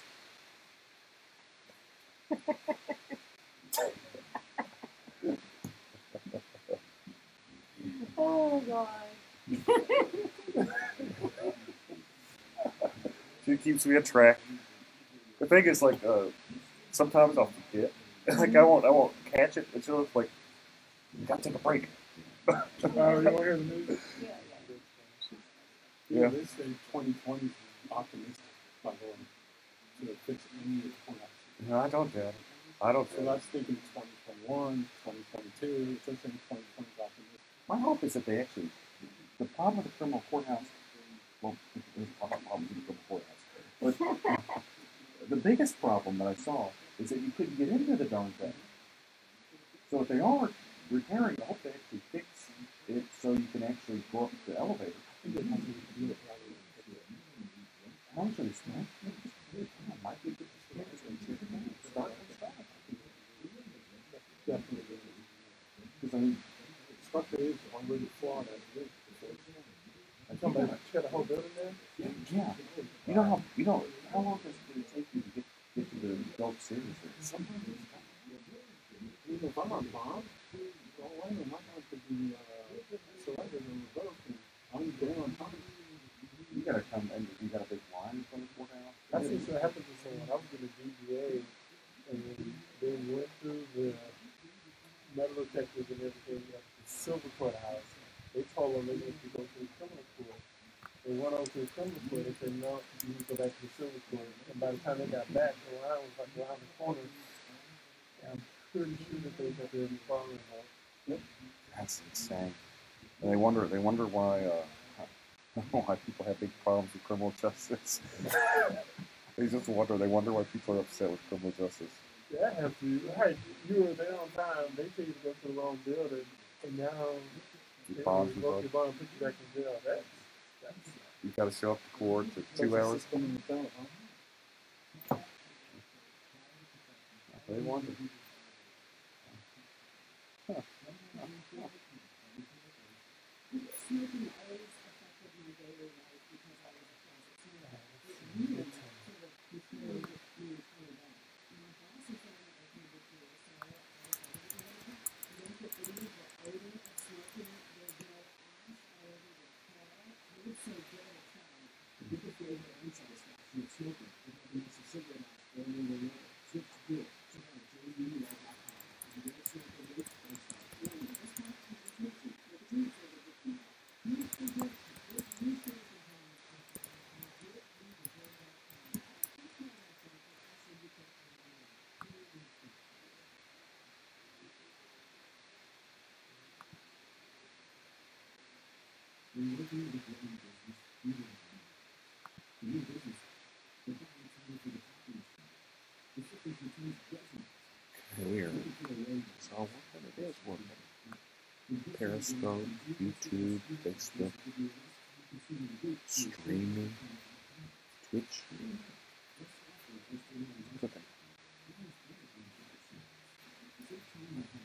How you guys on Instagram doing? Thumbs up?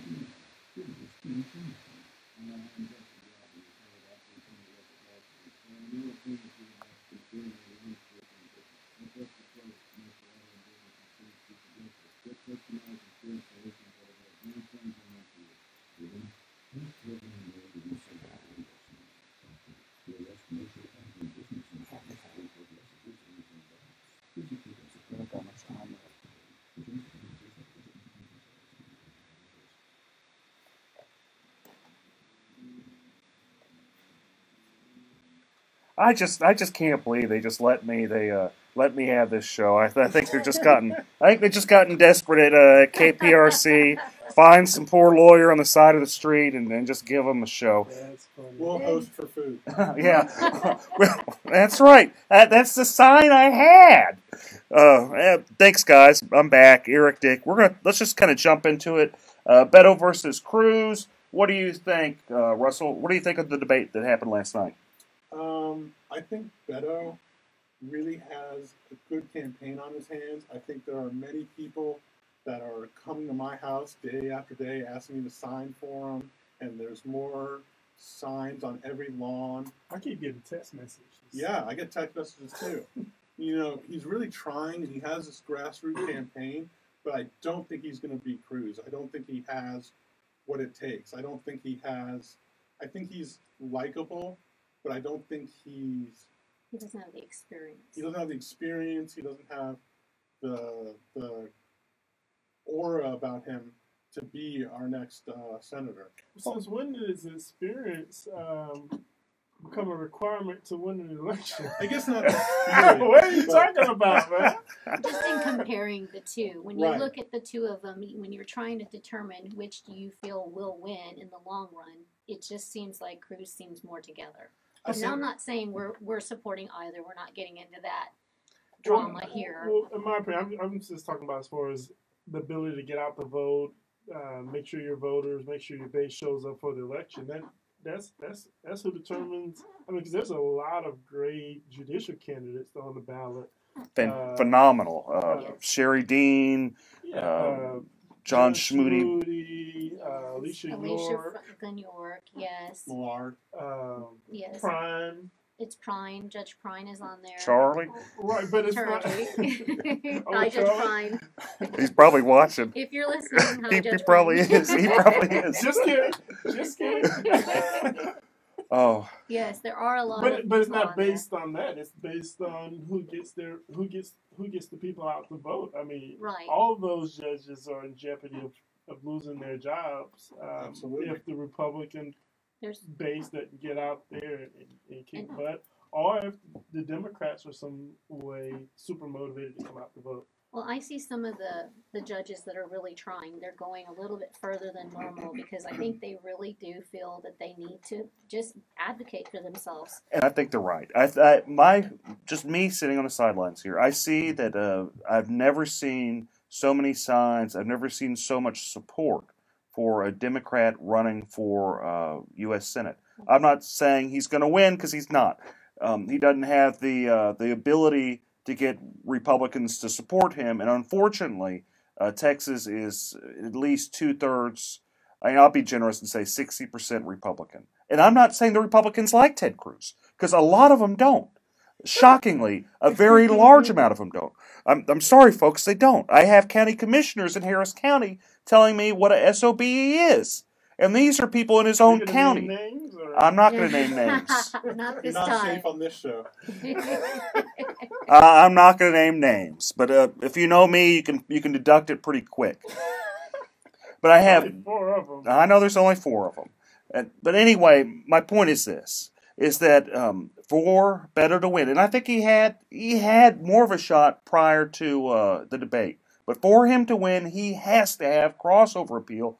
And all he did is he showed he was a liberal Democrat. Correct. Moderates wanted to vote for him. They still don't like Ted Cruz. I don't know whether they're going to vote or not. Independents, they don't particularly like Ted Cruz, but they're afraid of Beto because he's a socialist. And maybe he's not per se a socialist, but he's very, very liberal. And that can't be denied. So that's it. I think the race truly is Beto's to lose, and he's losing it. And you think if he was in the middle, he'd have a greater shot at that point? I absolutely think he could win. He'd win. I think if he just told Republicans, "Hey guys, look, I'm Christian. I know I don't like abortion. I don't really support abortion, but I think you should have something. You should work there, or at least say, look, I'm just a senator. I'm not going to touch those rights. What I'm first as a Texan, I care about helping people. And I care about keeping us secure. If he didn't have to say, I support building a wall. He just had to say, I understand that something needs to be out there to secure our borders, to take care of us as Texans. And he was right about not having a wall, dividing your property. That happens along the border. You have the government actually build a wall and separate your property. Where he's right on that. He is. You shouldn't have government going there and putting a big wall in the middle of your property. Correct. Taking away your real estate. Probably pay your rent. If they would, I wouldn't mind the wall. Right. Chip in. So he's not off on that. I do support a wall being built. I just don't think you should destroy people's property building the wall. Well, I thought he did a really good job of comparing him to Hillary. He kept Ted Cruz? Ted Cruz. He kept saying you and Hillary, which is a really good strategy in my opinion. And he also started talking about him not being lockstep with Texas. That's not what he tried to almost make him the outsider, which I thought he did a really good job. But what Ted also did a good job is acting like a jerk. And that's what he's really good at. And I don't mean to be anything, but whenever you had Beto at the very end try to be nice and Ted kind of being, a little sarcastic, it didn't help him. There's a reason why this race is as close as it is. There has to be a reason why. And I don't buy into a bunch of liberals pouring money into it, because that happens all the time. The reason it's so close is because Ted Cruz is not likable. Correct. And the reason he's not likable is how he treats people. And this is what I tell all the all the politicians I meet, all the great judges that we named before. How you treat people, how you treat the people in your court, how you treat people that you don't even expect. That plays a giant role in politics. And life. And life, and business, and everything. It resonates. It does resonate. Well, almost 4 million people did vote for Hillary Clinton, by the way. It was, what, a 43 to 53% Hillary versus Trump, what was it, 2 years ago. So there are a lot of Democrats in Texas who has the ability to vote for a veto. What was the end numbers with Trump and Hillary? I think Trump got about 53% to Hillary's 43%.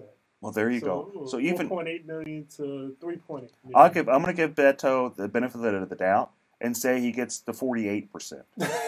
Well, and that's the thing. That's the whole point that Eric's making, is that even if he needs to do something to make himself more likable to some of the Republicans that are on the fence, or the independents, because even if he gets what Hillary got, he's not going to win. But that line was, you're still talking about half of the state. So in my opinion, a large portion of where Hillary votes came from was the same area that Cruz is on. Well, what I think Eric is saying is that Cruz is vulnerable right now, and Beto could do a better job of grabbing the people that are on the fence by being more moderate, but he's not doing that. He has a shot, and he's not taking it. That's what I think. That's exactly what I'm saying. But I don't think Beto is. I think he comes off as a nice guy, as a passionate guy. Right. I disagree with him strongly on a number of issues, but I think personality only goes so far. Though he has a good personality, he'd have to at least not scare Republicans, even just people that dislike Ted Cruz, to think that even though we dislike Ted Cruz strongly, we might dislike you more. That's basically that's it. Well, you can't underestimate speeches and likability. There was a young black fella a couple of years back who won the presidency a couple times, but he didn't win Texas. He won Harris County, and I will note. I'm not saying Beto won't win Harris County, and this is what we'll kind of maybe end on this, is that we have some really, really great people on the Republican side running for office. And what I've heard is there's been internal polling with the Republican Party. I've even heard that Dan Patrick has some serious apprehension that the Republicans lose Harris County. Right. And if that happens, it's going to be very sad, because people like Sherry Dean, and I've known her a long time, she is a very, very sweet woman. Roy Moore, too. We almost forgot about Judge Farr. Judge Farr is probably one of the most qualified family law judges on the bench. He's amazing, and he's up for re-election, and that's what's going to be difficult, is if people go out there and vote straight party, which I do not advocate. Please don't do that. If you don't know anything about these family law judges, message me on Facebook. I'm happy to discuss it with you. I'm happy to tell you why I support these judges, because they have experience. They do well. They do their job in such a manner that you are proud to work in Harris County. Thank you guys so much for tuning in. I'll see you next week. You guys have a great weekend. Thank you. Thanks. Sorry. That's okay. I talk way too much.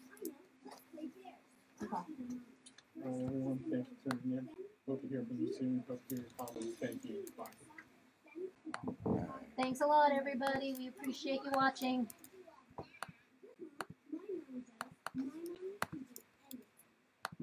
Okay.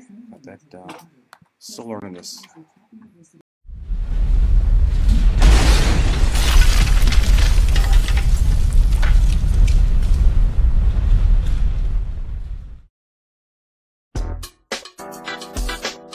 Breaking the law, one meal at a time, feeding the homeless.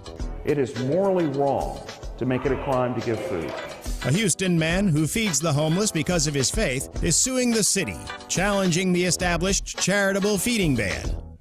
The often debated ordinance has banned sharing food in public groups of more than 5 people without city permission since 2012. The city says you can give food to 5 people, not 6. What are you supposed to tell the 6th person? I met my quota today? The city wants to dismiss Philip Paul Bryant's lawsuit. That's a crime? What does this world come to? It's a sad day whenever trying to prevent a fellow human from starving is a crime. The city says the ordinance aims to curb trespassing and littering, both of which were already prohibited in the municipal code prior to the passing of the ordinance. While some Houstonians are in support of the lawsuit, I really hope he wins his case, and I really hope they lift those sanctions so we can be able to give more to the needy. So if you're willing to help more than 5 homeless people, you should be able to do that. some even challenge the city's support of their citizens. The city isn't going to take care of their homeless people as their people. Somebody got to take care of them. So why can't we take care of them? A question Houstonians will continue to ask as long as the ban remains.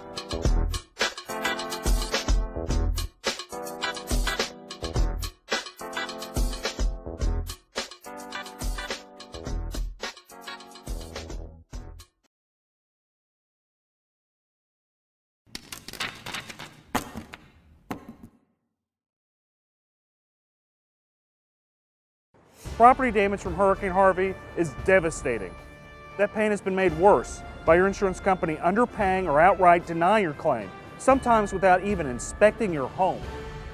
I'm attorney Eric Dick, and it's my job to make insurance companies accountable. If you feel you've been taken advantage of by a greedy insurance company, call me today at 833-3HARVEY, 833-3HARVEY. That's 833-3HARVEY. Call me right now.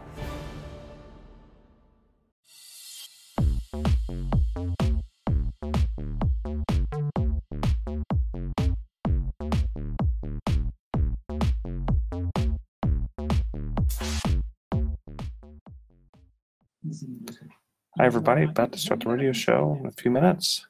I'll call in a little bit later. If you want to chat with me, just, write some stuff. I'm not shutting up.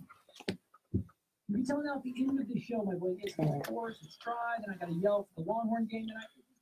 Oh my God. Okay. The less is more. The less I can talk about. So whenever Chris gets here, he's going to text me. So that's I need you to run. We'll get him at the end of this first segment. Okay. I'm here for you. He confirmed that he's going to be here? Yeah. Cool. I'm going to put as many links as I can on. Is it for election right now? He is. And that includes a lot of things that we could talk about. He didn't see the extra comment that we had about him last week, did he? He didn't see the comment we had about him last week. I had a good comment about him. He's a good guy. Sometimes the value of the phones is about 25% to 40%. Okay. You want to sell that building? Do it now. I will have a link to the actual. I already put a link to that. Breaks. And then the dongle, the new one, they don't come with the dongle, the external adapter to plug your wired headphones in. You're going to buy that for $9. And then also the battery prices. I would recommend if you have older iPhone and you think your battery's weakening, do it before January 1st. So you've got about 3 months or so, 3.5 months or so. Because Apple quietly, they didn't want to talk about this earlier this week, but they raised the iPhone replacement battery prices. They went $29 up to $49, up to $69 in some places. So go ahead, take your battery real quick.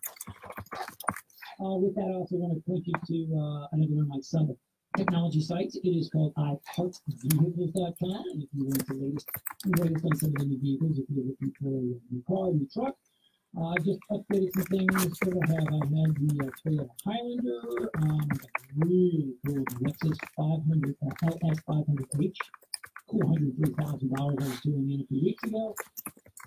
This week I'm in a Fiat 500, with 4-door Fiat Piper, which is pretty sexy too. And so I do cover the car industry, the tech industry, the bourbon industry, the travel industry, and of course, all the high-tech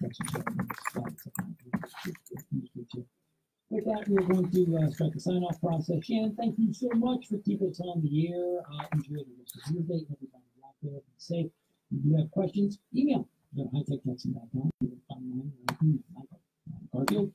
And you can get me here every Saturday on air. And for some reason, we were bumped for radio for a football game, which we have to carry on air. You can one line. That's why you get the iHeartRadio app, and you can listen to me at your heart's content through the podcast. For all those who have been part of the show, we do thank you for tuning in.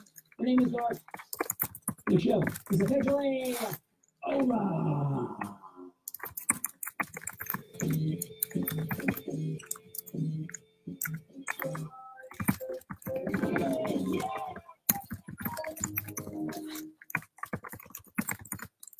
It's Saturday, September 15th. What's new today on the free iHeartRadio app? iHeartRadio! There's still time to join us VIP style at our iHeartRadio Music Festival in Vegas. Just listen to iHeartRadio Music Festival Radio in the app, and you're automatically entered. Plus, football's back. Check out our Job Jams playlist to get all the stadium anthems with one tap. And don't forget, you've always got this station in your pocket, streaming 24/7 on iHeartRadio. All your favorite music, all your favorite stations, all free. For window replacement you can trust, visit GulfCoastWindows.com. Wood Whisperer Video and find out who wins our brand new F-150 Super Coach Rock. Saturday, September 15th, 6 to 8 p.m. Only at Planet Ford on 59 and up. KPRC Houston. An iHeartRadio station. From the Gallery Furniture Made in America Studios. Welcome to KPRC 950.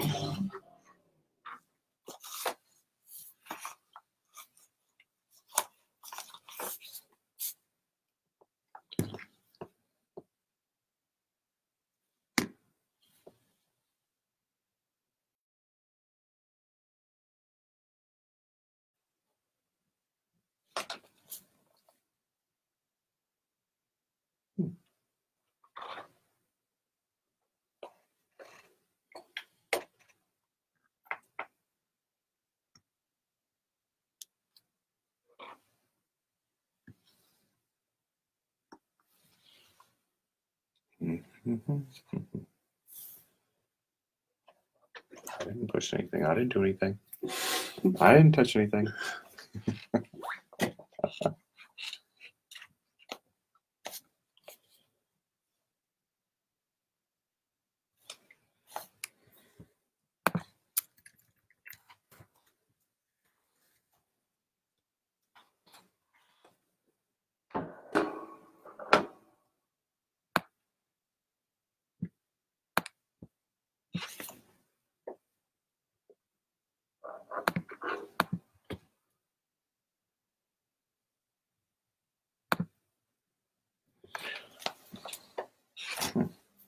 Okay, I don't know why. It's all quiet here.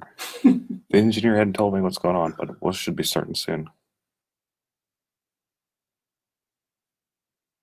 So our guest today is going to be Chris Daniel, and I have Philip Paul Bryant, who's also going to be here too.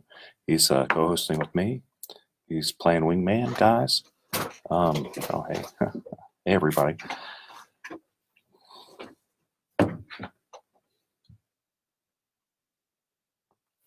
We're waiting on Chris Daniel. He's notoriously late, the district clerk.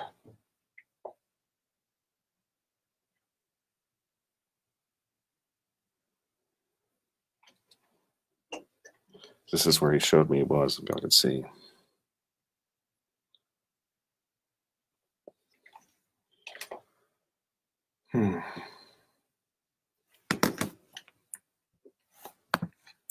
Okay, we'll talk about Hurricane Florence for a while. You know, just general hurricane season, kind of the hurricanes that are going on. I'm going to talk about, homeowners insurance to kind of tied with that, the type of policies you want insurance companies to avoid. Oh,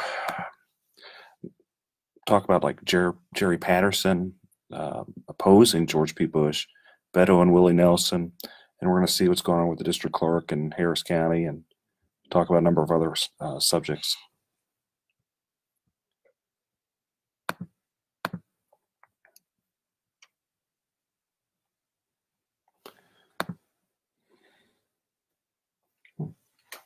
It's gone quiet.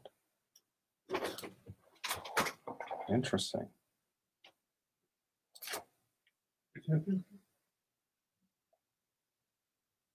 Oh, wait, hold on. We can talk to her.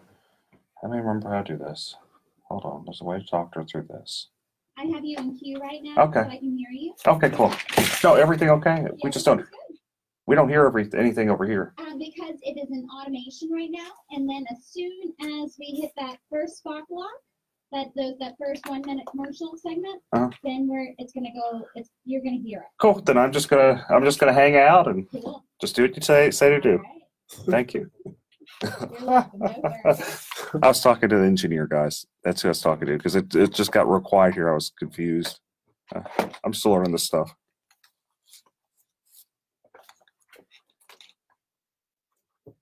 And today we're going to be talking about hurricane preparedness. We're here at the Eric Dick Show. We're live in the studio here. It's going to be fun. Special guest Chris Daniels, Harris County clerk, district clerk. So we're going to be talking about some disaster stuff. Stay tuned. This is Eric Dick Show live. Okay. See you guys right there.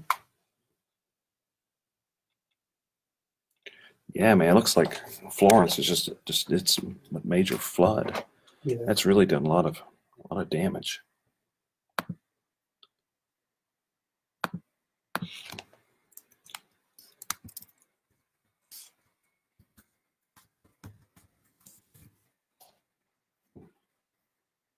Oh, there we are. Traffic Center. Inbound side of the Southwest Freeway around Wesleyan. The backup stretching now from the West Park Tollway split. We also have heavy traffic on the West San moving northbound. That backup now stretching almost from Briar Forest, all due to the closure north of the Katy Freeway.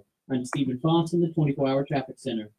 This report is brought to you by Gallery Furniture. Mattress Mac Gallery Furniture saying you can't mark those big games on a frustrating backlog set. Go out there, other furniture stores, backlog set. Come to Gallery Furniture. Hey, Fabric or leather upholstered furniture by Solid Furniture Made in America. Gallery Furniture delivers today. This is Matt Thomas. If you owe $10,000 or more to the IRS, you need professional help. Top Tax Defenders. If you receive a letter from the IRS, don't ignore it. If you're being audited, have years of unfiled tax returns, or worse yet, you are being issued a wage garnishment or bank levy, you need Top Tax Defenders. It's simply too risky to fight the IRS without the knowledge and experience of Top Tax Defenders and their attorneys and tax specialists. Call them now, 713-489-7792. That's 713-489-7792 or online, toptaxdefenders.com. Opinions provided on the Eric Dick Show are for informational purposes only and not for the purpose of providing legal advice. You should contact your attorney to obtain advice with respect to any particular issue or problem. The opinions expressed on the Eric Dick Show are that of the hosts and guests and do not reflect the opinions of this station or iHeartMedia. When you've got big problems, you need to have a big, you need Eric Dick, homeowner insurance lawyer and trustee for the Harris County Department of Education. This is the Eric Dick Show.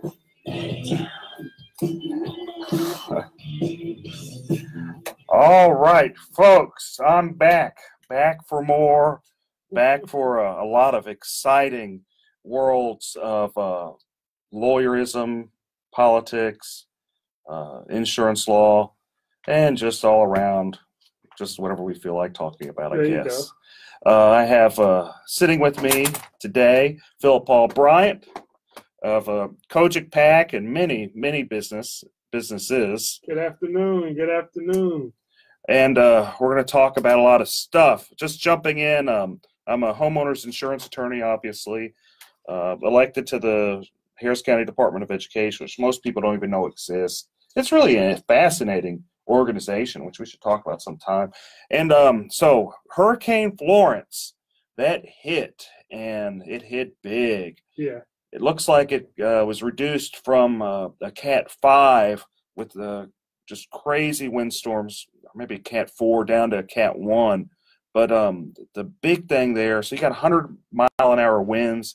You got this just gigantic, like flooding event where you had waves, 80-foot waves, just enormous waves kind of coming through. I think they said nearly 10 trillion gallons of water is going to be coming in. Yeah, just a crazy amount of water coming in. And so, we experienced a heavy flooding event here as well with Hurricane Harvey. But so what I'd like to kind of talk about a little bit is what people don't realize is there's different types of kind of insurance that kind of play here when you have a flood event like we did have with Harvey and also with Florence. Florence seems like it's going to be just, if it's possible, worse flooding event than we had here with Harvey. But it's clear that it's gonna be bad, and I'm sorry for everyone out there having to go through that. But so what we can kind of talk about a little bit is your basic different types of policies, where you have your homeowners insurance, your typical your windstorm, fire, theft, that type of insurance. That's where you see normally advertised with your State Farm, Farmers, AAA, what have you. Then you also have NFIP, which is your National Flood Insurance Program. Now that's an interesting type of policy, and that is it's a government kind of funded, subsidized technically, which there gets all sorts of ethical and interesting questions on whether or not we should subsidize insurance. And there's a long history with NFIP. And in Texas and in other coastal regions, you have like some type of government funded or even government backed windstorm insurance, which we have Texas windstorm insurance. And there's some serious problems we've been having with Texas windstorm insurance since Hurricane Harvey. But looking at Florence, like it looks like it's going to be bad. I mean, Philip, did you see any of the articles or where how big this storm was? Because it was crazy. Yeah, absolutely. Yeah, it's pretty scary. And obviously coming out of Harvey last year, so we're just I don't know if there's a such thing as hurricane PTSD, but just seeing water and seeing all this stuff again just kind of scares you, and it's also kind of since we did experience it here firsthand last year, it kind of makes us also want to kind of reach out, donate some stuff. A lot of us have extra clothes and shoes and toiletries, and so I from the people I've been speaking with, just want to know how they can be involved and what they can do to try to help the Carolinas. That's right. So we got flooded really bad, and a person that really did a good job with the flooding in Harris County, we actually have here today, Chris Daniel, and he can tell us all about the flooding and just the craziness. Harris County District Clerk. That is Harris County District Clerk. 10 years, 100 years now, man. He's about 7.5, 8 years. And Eric, it's a real pleasure as your Harris County District Clerk to be here today, especially on your new radio program. Well, it's great for you to be here, and of all days, a day not far from whenever Harvey hit, and when we had this horrible tragedy in the Carolinas.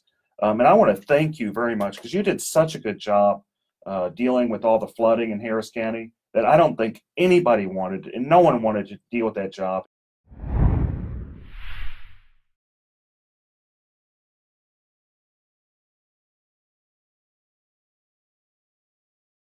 Hi, this is Eric Dick, and I think it is important that you know your rights.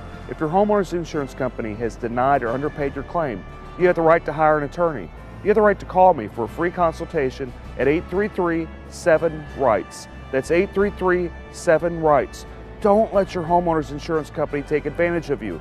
Call me today at 833-7-RIGHTS. Has your homeowner's insurance claim been denied or underpaid? Call Dick Law Firm at 833-7-RIGHTS.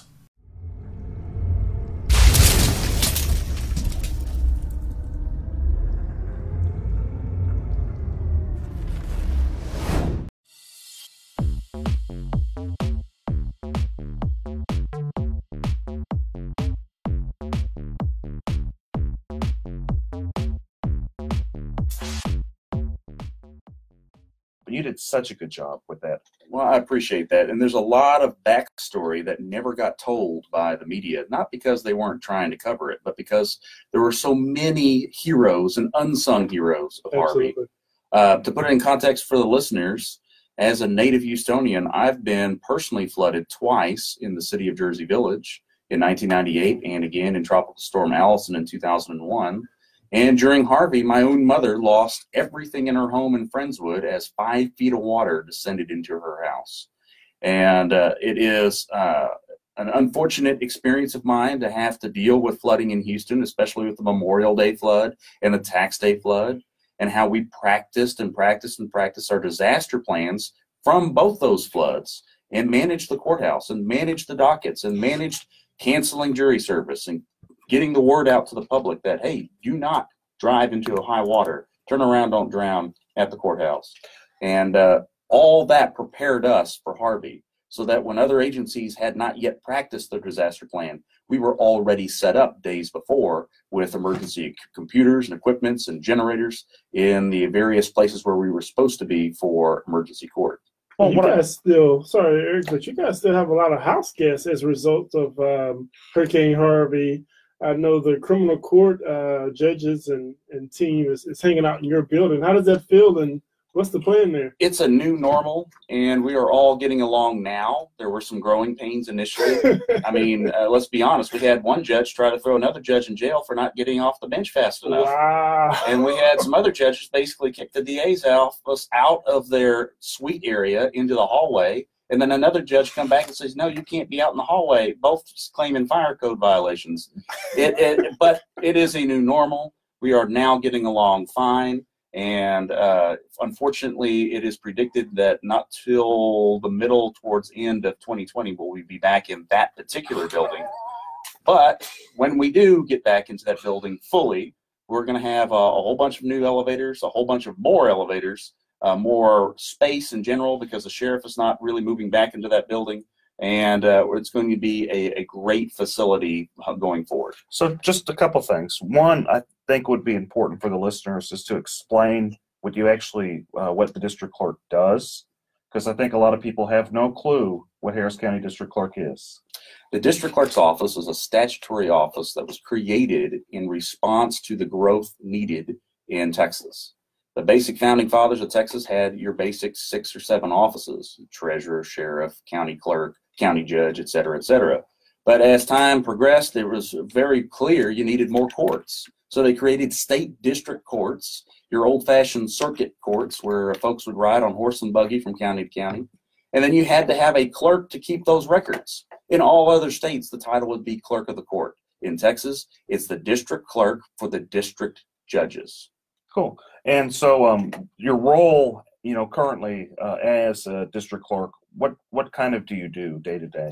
Call me the traffic cop, if you will, of all filings going in and out of the courthouse. So when Mr. Dick yourself files something in our courthouse, you would either file that electronically, preferably, or by paper, and we would accept it and then hand it off to a randomly assigned judge for it to then proceed judicially. And then the judge would then assign electronically, hopefully, his order at the end of the case, and you would have an entire file that would normally be paper, by the way, now electronic for anybody to use, view, etc. And that not only saves taxpayer money long term, but it makes it faster and easier, better for justice to proceed. But I also handle, and a very unpopular duty, by the way, but a basic constitutional duty, your fundamental right to serve on jury duty here in Harris County. Oh boy, I bet you're popular, everywhere you go. Unpopular for somebody in Harris County at least once every 3 years. Now you'd be surprised how many people want to serve and want to be on a jury. And as time goes forward, we're going to continue to implement technology to make that faster, easier, better as well. The other major function that we do, by the way, that most people don't realize is we do passports. Well, that's excellent. We're going to take a quick break, and we're going to come back and talk about a lot of great stuff with Chris Daniel. Thank you guys for tuning in. This is Eric Dick and Philip Paul Bryant's wingman. He's wingman in it today. Thanks, guys. I'm still learning the triggers. She was trying to tell us I wouldn't. Now, and then we can keep talking about the flood. We can talk about how. Yeah, we'll talk about the flood for a while. We got a bit of time. I wanted to kind of go into some other stuff. They want me to talk about Prop B, which I want to talk about Prop B anyway. And then we can talk about some political stuff too. Like I liked what was going on with Patterson and Bush. I think that's kind of interesting. At least deserves discussion. Sure. We'll just run into it. Hold on, we got a good Facebook Live audience going. You're the family members of veterans. You're the supporters of veterans. I want to thank all you small businesses out there. Oh man, so you made it. Whether you have cash or Well, whether that you gave 16 product. curve, I wanna once I thank got so many of you trapped, who've gone out and having to donated go in that one exit, volunteer. was toast. I wanna thank so many of you who just Yeah, raised it's awareness. bad. It's weird. With PTSD, have a place to go. I want So they let you in. They just let you right in. Good luck, didn't you? 877-717-PTSD. That's 877-717-7870. You know, I look official. 877-717-PTSD. Veterans. Oh, hey, Philip, are you going live as well? We're Cool. all behind you. We're all here from you. There Cool, is cool, an answer. cool. Call Camp Hope. It's free to you. 877-717-PTSD. This is your opinion, and I think it's important that you know your rights. Have they doing anything? Or they just Sat next to me today at the Delta Sigma Theta event. You have the right to call me for free consultation. It seemed pretty serious. 7 rights. She didn't have any money, 833-7 so rights. she's relying on. Don't let your homeowners insurance company take advantage of you. Oh, you never know what's Call me gonna. today at 833-7 rights. As your homeowner's insurance You never know what's claim gonna is happen. denied or underpaid, Hey guys, how are y'all call doing? the law firm at You never know what's gonna happen. It could go. 833-7 rights. I think we can talk about that some. Well, occasionally I like to stop and just say thanks. to all And you've you done, good to be folks do fair, for us. up and down, left Our and right. You've friends done at a good US job. Coins have You been really have. sponsoring the show. They We ain't sponsor finished. I'm not saying Camp you are, Hope, but sponsor what we could talk lots of about is stuff like that come to us the that we can connection bring you've done, in. use social media, And they interact say more that with all you the folks, when lawyers, you are selling your coins, use are their bringing them information, family to courts, US Coins, kind of trying to coming in, change. you're bragging on the show, and we appreciate it. You're Yeah, having a great experience. also US work with the Coins, judges. 10 outside the loop. It's the thing of family court, 713-464-6860. Come on, yeah, we're This is piloting what that right so now you with owe David Sarscourt. $10,000 or more to the IRS. You want me to talk about that? Professional help, Yeah. Tax defenders. If you receive a letter from the E-resets IRS, and don't ignore it. e-hearings. If you're being audited, have years of unfiled tax returns, or worse yet, Just the you're lawyer being show. issued a wage garnishment or bank People levy, listen to lawyers, using they like top to know tax that. defenders. It's simply too That's good, risky to then fight you the are. IRS without the knowledge and Also for experience the of top lawyers tax listening, defenders you gotta know and their who attorneys you and tax are. specialists. Yeah, Call them access, now, 713-489-7792. That's 713-489-7792 or online, Make it easier for people to toptaxdefenders.com. deal with. Try new endless pan pizzas at Really Seasons, have. available in both Meat Eater and Supreme. Now Are we allowed to open, talk about starting at Texas lawyer $5.99. Facebook It's the page since best that's not price for political? endless pan pizza only at Seasons. Stuff. If we Price talk and about politics, that's participation fine. vary. Restrictions The only thing apply. that Visit that might mean is that Seasons.com/and for Burgess, details. she wants to come up here. She can. I don't care. I'll talk to Marilyn.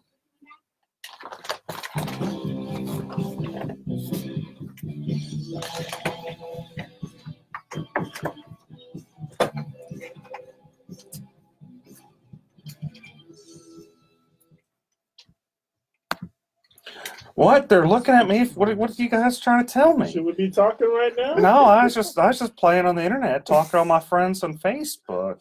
That's what I was doing. Anyway, so we're back. We're back with my radio show, and Philip O'Brien is helping me out today.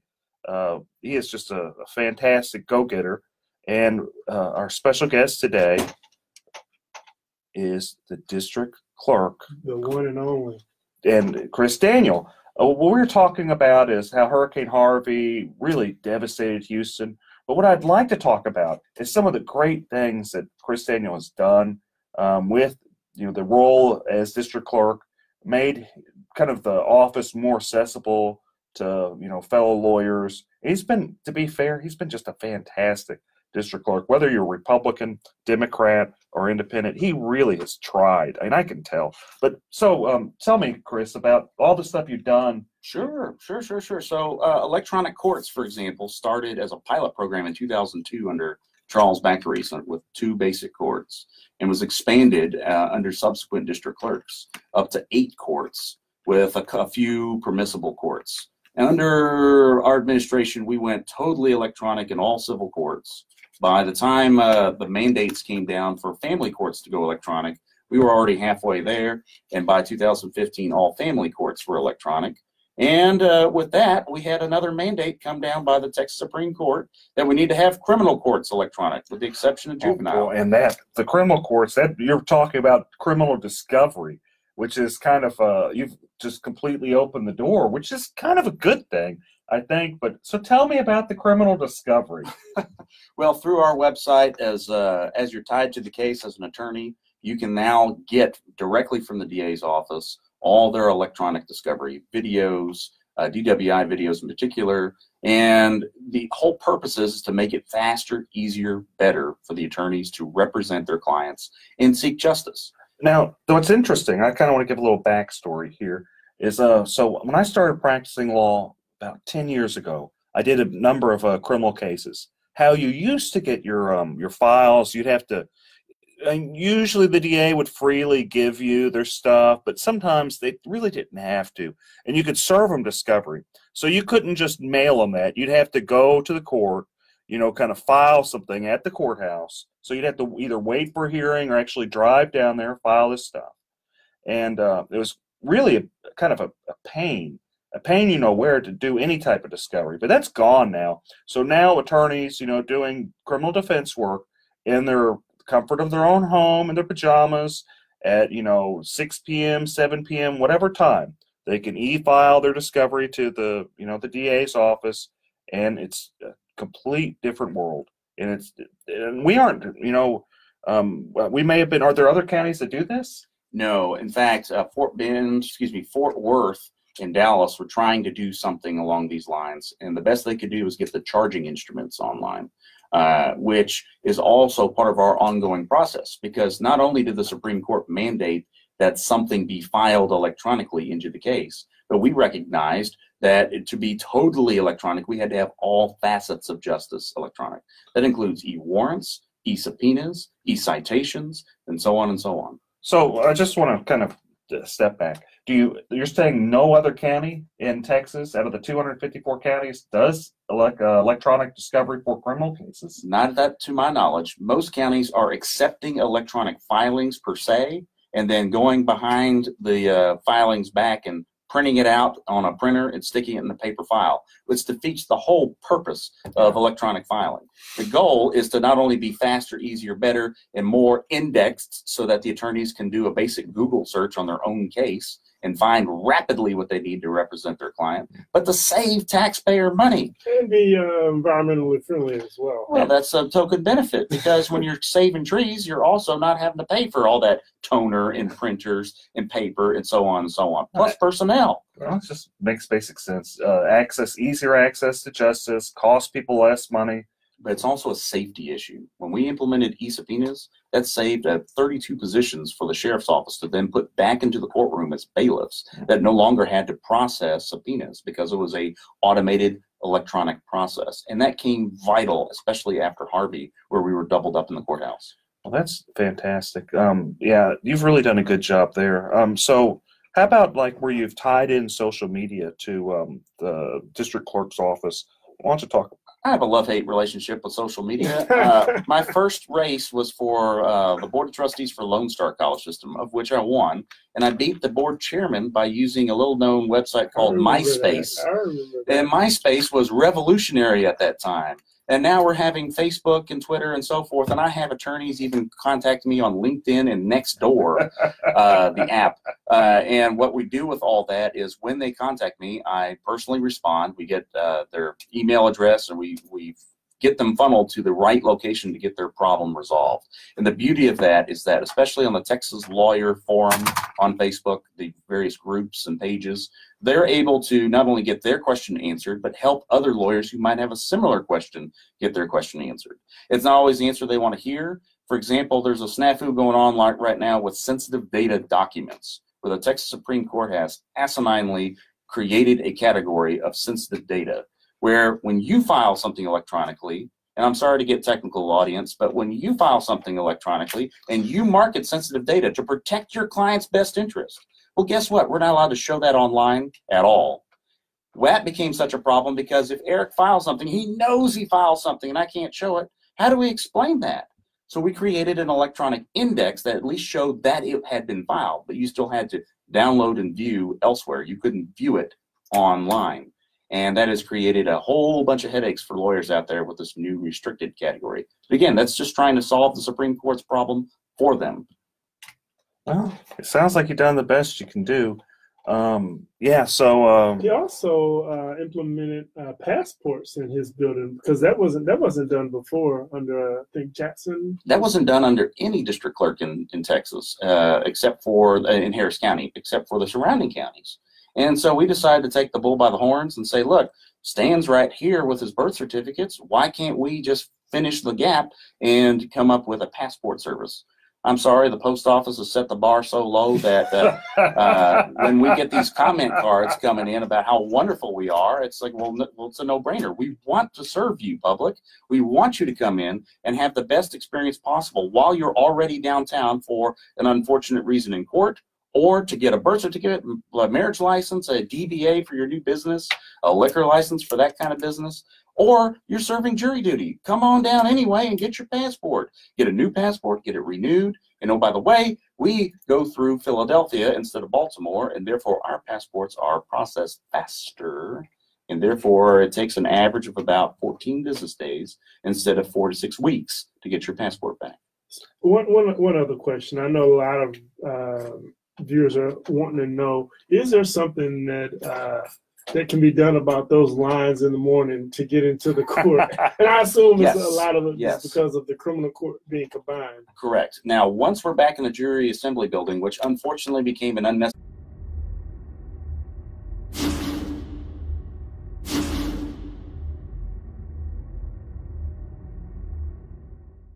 Hi, this is Eric Dick, and I think it's important that you know your rights. If your homeowner's insurance company has denied or underpaid your claim, you have the right to hire an attorney.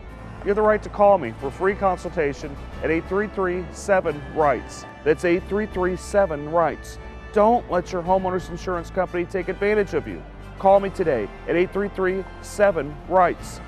Has your homeowner's insurance claim been denied or underpaid? Call Dick Law Firm at 833-7-RIGHTS.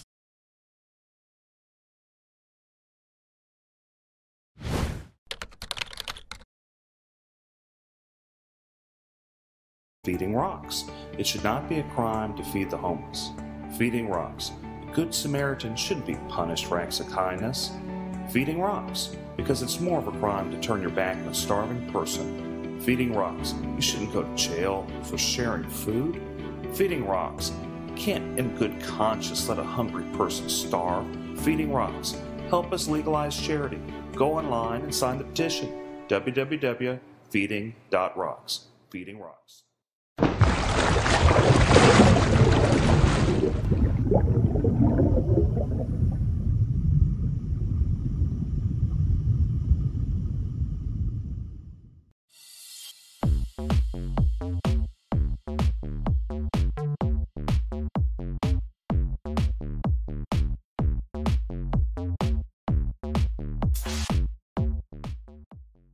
Necessary 11-foot deep swimming pool during Harvey.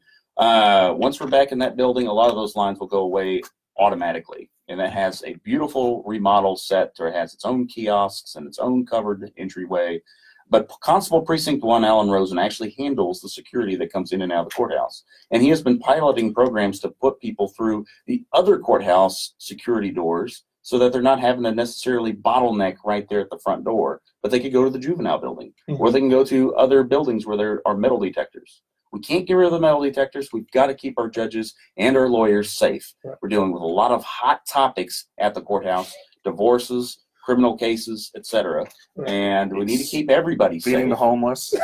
Feeding the homeless. But at the end of the day, thankfully, Constable Rosen is working hand in hand with our office to pilot these different ways to get people funneled into the courthouse through other buildings. Sure. We're going to take a break. That's that music. Yeah, that's the music. They're giving me a hint. This is Eric Dick. Thanks for tuning in. We're going to take a break. We'll be right back with Chris Daniel and Philip O'Brien's right here with me. Thanks, guys. Thanks, guys.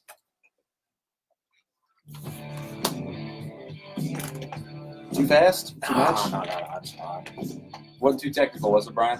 Yeah. Some people. Are you still talking about MySpace? You're talking about what dial-up internet back then? Tom was a fan, man. Yeah, you just told me to close your MySpace account, by the way. Is it still up? I thought I deleted it. I deleted it 10 years ago. Oh man, I never had a MySpace. That was for musicians.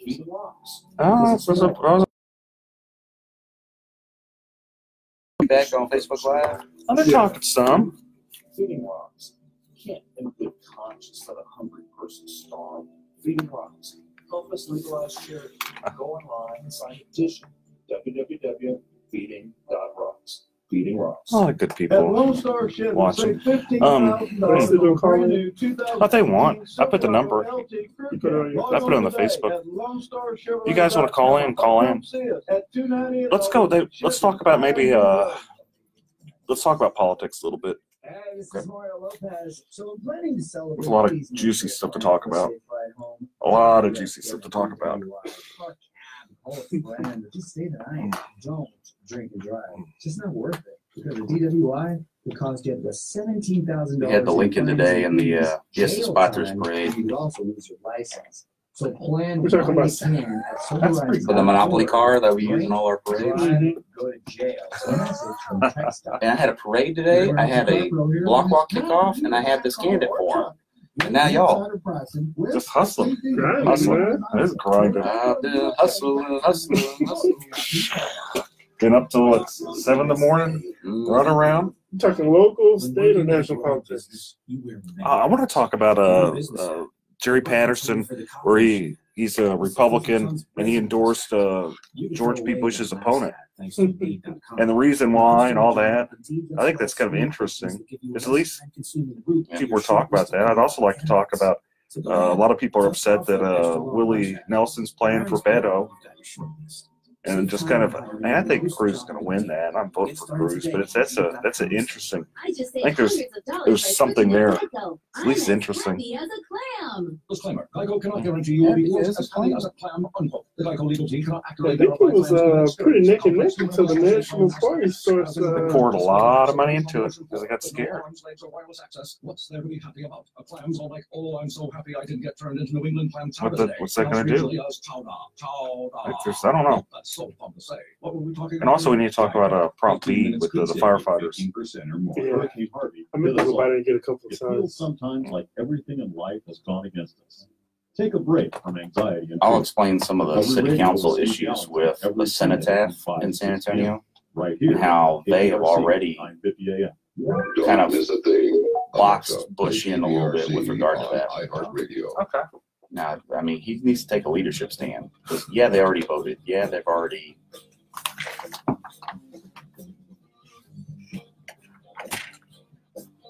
I think they're hey guys, I'm back. Okay, so we got Chris Daniel here, we got Philip Paul Bryant, and let's talk about some politics. I know everybody loves talking about politics and maybe some gossip, and let's see where it goes. Man, it's how you lose more friends. Politics. It's how you lose more friends. Well, you know, I don't have many friends speaking. Right. When you don't have any, it's not hard to lose them. Okay, so what I found interesting is one of the person I think highly of is Bonnie Lugo was having a bit of a fit about how Jerry Patterson endorsed George P. Bush's opponent. And the whole kind of backstory, there's a lot of backstory with the Bushes and Trump and all that type of stuff. But I think really kind of the tie-in here and why a lot of people are just genuinely upset with the Bushes is George P. Bush's role with the Alamo and how a lot of people like my family were tied. We have relatives that fought in the Alamo. We have relatives basically in every Texas war. The first alcalde of Columbus is a relative. It's just like the history, at least in my family, and many other residents in Texas, they have such a deep, deep Texas history. And they're just highly offended is in how he's trying to commercialize, in essence, the Alamo. Have you heard anything? What do you think about that, Chris? You know, it is a time for leadership. And I think with the best of intentions, the current land commissioner's office delved into trying to expand, preserve, and protect the Alamo. And unfortunately, too many businessmen and too many consultants got involved, particularly those that were not from Texas. And we have a mess on our hands. And a lot of it is a technical issue that is more complicated than a 20-second soundbite. For example, most folks don't know that the San Antonio City Council has already voted and kind of boxed Bush in as far as moving the cenotaph. The wonderful monument that's been there for over 100 years, that's my understanding, that really celebrates the defenders and heroes, State Board of Education, of the Alamo. And what the problem with that is that once they have by ordinance said that you shall move this, unless he steps up as a leader and says the dickens with your city council ordinance, you know, it looks like he's kind of kowtowing to what they're demanding, what this Democrat city council is demanding. Well, I mean, it is that, and that's true. He doesn't seem to really it's a time for leadership. He's not. He doesn't seem like he's listening to his supporters. At least he's not listening to, you know, people in the Republican Party that have deep, you know, Texas roots, that just kind of have an emotional connection to you know, all this historical type of stuff, especially in an environment where we're looking at, you know, maybe removing Sam Houston's statue, which I strongly disagree with. But you have that type of environment, and a lot of people are emotional about this. This becomes a reduction to absurdity, reductio ad absurdum, to make a legal term. And at some point, we are doing our children, our grandchildren, our posterity a disservice by destroying history. And in some cases, it is better to preserve a bad history in place as a warning than it is to just destroy it and whitewash it and sweep it under the rug. But then I agree with that. I mean, that's a completely different topic. If you're talking about Confederacy and the Civil War, that's a completely different topic. You brought that up. I was just talking about history in general. But if you're talking about Texas history, it's like something just vastly different, because you had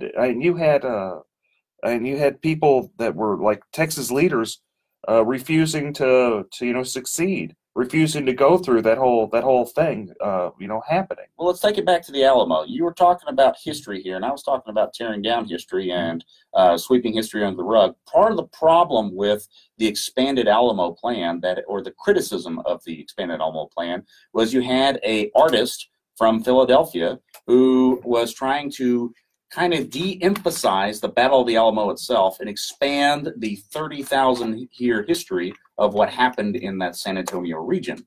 And the problem is that that's not why people come to San Antonio. They don't come to San Antonio even to find out more about the Rough Riders, who were trained in the backyard of the Alamo, who were key and vital to not only the future of President Theodore Roosevelt, but also the Spanish-American War. They come because of the Battle of the Alamo, the icon of the battle. And for an outside Yankee to come in here and basically de-emphasize the purpose of people coming to the Alamo and expanding it the way that he did to increase the emphasis on 30,000 year history, that again is, you're not communicating to your Texas base, you're not communicating to your outside visitors who come to this UNESCO site, and your folks that want to know more about why Texans are this independent, can-do spirit. Yeah, I agree. And it's bad news whenever you're messing with the Alamo. And it can't get any more Texas than the Alamo. People jump up and down. They have a strong emotional connection. But how about the fact that Jerry Patterson, a pretty well-known, you know, in a lot of different pockets of the Republican Party, you have him actually endorsing a Democrat, which is, you know, a big no-no. But and what do you think about that? I think he's making a statement.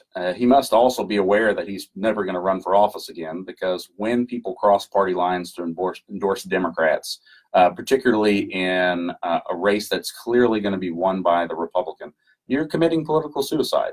So he must firmly believe that this is his hill to die upon, and that he is going to try to make a statement to all that the handling of the Alamo has not been the way that he would have handled it, and that with the best of intentions, more leadership needs to step up to get the show on the road to protect Texas history. I'll just be upfront. I can't vote for Bush, and I don't think I can vote for the Democrat either. But there's no way I'm going to vote for George P. Bush. Just no way. I think too many of my family members would be upset with me, both living and deceased. But so do you have any opinions on the Alamo, Philip? Yeah, well, I think I was more concerned. won't say concerned. I don't necessarily accept the fact that it would be political suicide to step across the aisle. I think in our PAC, Houston Area Coaching PAC, we do this on a regular basis. I think you have to judge and look at the candidates for who they are, what they stand for, their background, some of their vision as well. Because I know Democrats that love Chris Daniels. That's true. That's true. And it's not necessarily because he's a Republican. It's because they think he knows what he's doing. They believe in the direction he's taking the district clerk's office, and it also works on the other side as well. Republicans just can't vote for someone just because they're Republican. Democrats can't vote for someone just because they're Democrat. I know we say it every election cycle, and I know every election cycle they go in and they just click that straight ticket candidate. But I think we have to go down ballot, look and see exactly who's on the ballot, what they're standing for, and a lot of it is kind of hard because you got 70 or 80 different elections, just for the judges, and then you got 75 judges on the ballot. We set the Guinness Book of World Records at one point for having one of the longest ballots in North America. Right. So I know it's difficult to do research on a couple hundred candidates just to go vote, but it's our civic duty. People sacrifice for our right to vote and sacrifice to get there, and it does them justice because these people do affect our daily lives, whether we like to admit to it or not. So to be fair, I don't disagree with anything you just said, Phil. I just think that for Jerry to make such a bold statement in a statewide race, he must think that he's not going to run for anything in the future. Now, there's a maxim that my favorite state rep from Kingwood has to say, Dan Huberty, which is if you're explaining, you're losing. And where George P. Bush has himself in the corner right now is that in order to explain this very complicated and very hot topic of the Alamo and where its future is going, he has to go very detailed into a lot of technicalities that the listeners aren't willing to take the time to read about or listen to about. And when you're explaining, you're losing. So we're talking about statewide races. Let's go to another race that's kind of a bit controversial, is the Ted Cruz versus Beto. And I find that interesting.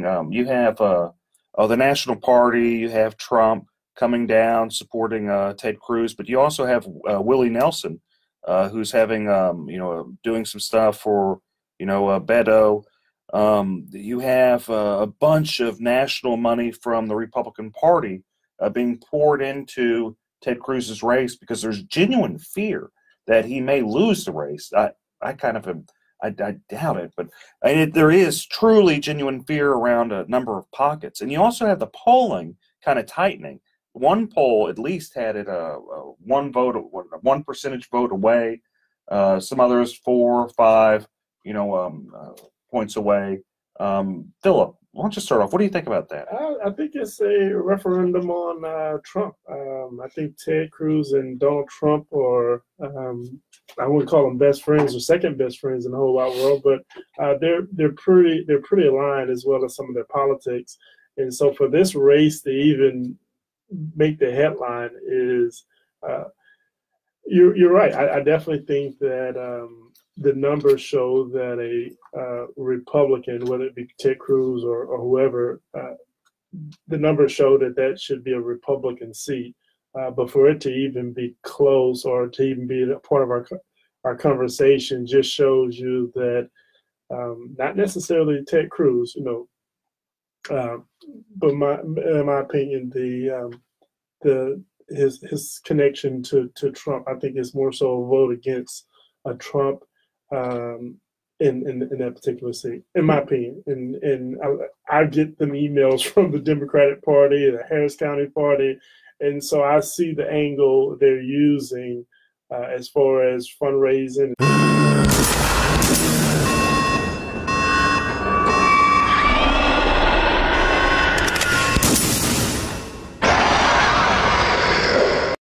Have you suffered property damage and had your insurance claim denied?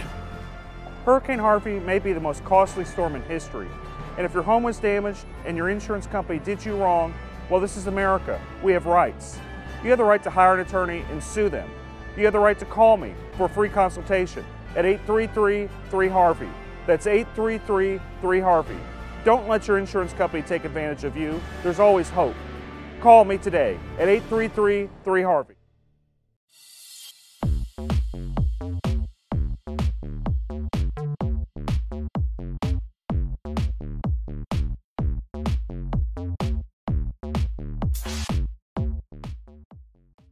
And get out the vote efforts, and they're making that connection. But what about like the play that Ted Cruz isn't a likable person and that Beto is a much more likable person, a nicer person? And do you see that a little bit more charismatic? I see that being pushed, and I'm not saying I agree or disagree with that. I just see that being pushed. What do you think, Chris? You know, the reason why the National Party is concerned about this race is they're seeing what I'm seeing, where Beto has a rally in Grimes County, Texas. You know what's in Grimes County, Texas? Bunch of cattle and a company that builds the most drill pipe in North America. That's it. And here you have 400 people show up to a rally in Grimes County, Texas. When you have that kind of phenomena occurring, even if it's just every Democrat was 400, you know, it is amazing to see that this enthusiasm is going on across the board, and that's why people are scared about what's happening with Beto. That's why they're concerned. We'll dig more into it in just a minute. We're going to take a quick break here. We'll get back on that and maybe finish up with Prop B. Yeah. I think it's good stuff. Just people are fascinated by it. It's good stuff to talk about. You don't think so? I think it's well. So what I'm going to lead into about Beto is how he's basically using Trump tactics to define the race, and how Ted has waited too long to take control.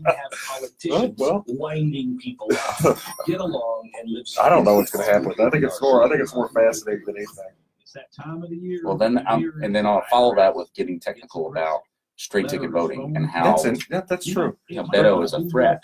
Because if a Republican votes for Beto and they don't do the normal thing where you pull the lever and then change a vote, then they're going to have to vote all the way down the ballot. And after 75 judges, they may just forget to vote for their county judge. About 2 years from now, because that's going to happen in 2 years from now. That's right. That's right. And frankly, you don't. If you owe $10,000, No, if you want to make that, I see the pitch. You had to go down the Confederate statue thing, huh? I wasn't talking about that. I had to go down in a second. I had to go down in a second. I had to just kind of flirt with it. Just see what. I had to go with it for a second. That's a no-win. There are people winning on that. No, we didn't go into too deep. I had to go for a second. You know, I'm a sucker. Just something that's blowing up your phone as we speak. And I think it's important that you know your rights. If your homeowner's insurance company is denied or underpaid your claim, you have the right to hire an attorney. You have the right to call me for free consultation at 833-7-RIGHTS. That's 833-7-RIGHTS. Don't let your homeowner's insurance company take advantage of you. Call me today at 833-7-RIGHTS. Has your homeowner's insurance claim been denied or underpaid? Call Dick Law Firm at 833-7-RIGHTS. Hurricane Harvey hit us all. It feels sometimes like life has gone against us. Take a break from anxiety and fear. So we had a 2-week break. Yeah, we'll be back on this more. It's kind of fun. Right. How long's your show? Just an hour. Oh, we're almost gone. You wear many hats. That's all right. right. New business. Finish it up. The buying toner for the About 12 more minutes. The sifting through tons of resumes hat. You can throw away that last hat. Yeah, it is. I just don't think I have the commitment or energy to do much more. Well, now you know it's tough for all these radio guys. I mean, think about Michael Berry having to come up with an hour every day. Yeah, he also doesn't have a job, not elected. That's all he does. I His just job saved is. hundreds of dollars by switching to he's a good guy, Geico. but it's I'm just as a lot. happy as a clam. I don't necessarily want to be a radio personality. It's fun. I enjoy talking about stuff. Enjoy all the friends. Yeah, you missed out meeting Steve Johnson from KLOL. Oh, I saw. Yeah, Danny wanted to go out. I can only do so much. Can only do so much. What were we talking about? Geico. 15 minutes. Get lost. And he was nearby. We need those on the street. Okay. Hey guys, we're back. We're gonna wrap this thing up. We're gonna put a nice, good, tight bow on it. We were talking about Beto's race with Ted Cruz, and Chris Daniel was pontificating on, as he does from time to time, on some very interesting and intellectually stimulating views on that race. You want to go back and... You betcha. With Robert Francis O'Rourke, the Irishman from El Paso, he is defining his race the way that Donald Trump used the media against the Democratic Party. And he is defining his race in such a way that Ted Cruz has waited way too late to get back on offense and to take the definition away. And so now you have Ted Cruz basically scrambling, whereas before he was almost kind of refusing to debate Beto. Now you have Beto saying, hey, I'm too popular. I'm on this show, on that show, and national media here, national media there. Why on earth would I waste my unearned popularity to lose it all in a debate to a clearly master debater that would be very, very good at basically dissecting and eviscerating Beto on any number of topics. At this point, it is a ground game, and there's going to be a lot of national media coming in. But here's my concern, Eric. With Philip Paul Bryant votes straight Republican normally, which I know he doesn't, but if he were to, and now all of a sudden he's enamored by this John F. Kennedy-esque candidate on the Democrat side, so he decides to vote for Beto. If he doesn't do the educated thing, which is to vote straight and then circle back and vote for Beto, if he goes one by one, by the time he gets halfway down the ballot, he may say, the dickens with this, I've got lunch, I've got plans, I've got to get on a radio show with Eric Dick, and decide to quit voting. And then he might miss our wonderful county judge. He might miss the district clerk's race, the county clerk's race, the county treasurer's race. He might miss voting for the propositions. And that is a terrible thing, because that is what the party fears, is somebody is going to be enamored by Beto and say, well, I love Greg Abbott. Yeah, I love all these other races, but I'm a little tired because I forgot to vote straight and then circle back and change a race. I hope they forget George P. Bush. If they are going to forget anybody, they need to miss that one. Let's kind of, what do you think about this Prop B? A lot of people have been talking about Prop B, and I love the firefighters. I can't help but want to support them, and I do support them in Prop B. But Chris, what do you think about Prop B? As a non-resident of the city of Houston, it would be a shame for me to communicate on this, but I'll go ahead anyway. I'm basically supported by the base of both sides. I'm openly endorsed by HPLU, full disclosure, and I hope to get the endorsement of the Firefighters Union as well, because I'm already endorsed by the rest of their AFL-CIO brethren. At the same time, I understand why we got to where we are. We're in a situation where the cops have been basically screwed with by the various mayors since Mayor Lee Brown. And these issues didn't go away. And so they came up with a legislative solution to help them. They invited the firefighters to the table, but the firefighters had their own program going on and their own plan. And whether that was a good plan or not as good of a plan, whether they should have played nicely with the police officers or not, is water under the bridge, because now we're at this point in present time. And they have decided to take this to the people as a legislative solution instead of going to the Texas House like the police officers did. Whether that's the best plan or not, again, I don't live in the city of Houston, so it'd be dishonest of me to go further, but I want the folks listening to understand that we arrived at this because of a lack of leadership at City Hall. Period. It's not Sylvester Turner's fault. It's not Anise Parker's fault. It's not Bill White's fault. It goes all the way back to Mayor Lee Brown. I think it goes before that, but I don't think it. I think, okay, let's kind of take a step back. You've got firefighters making $27,000 a year, which is not very much. How much? $27,000 a year. Is that starting or added? That's starting. Wow. You start at $27,000 a year. And I know there's arguments, okay, they only have to work 2 days a week, but they have to work 24-hour shifts on those 2 days a week. Good luck finding another job. And sure, they have benefits, but it's you talk about a job where you're running in a fiery building.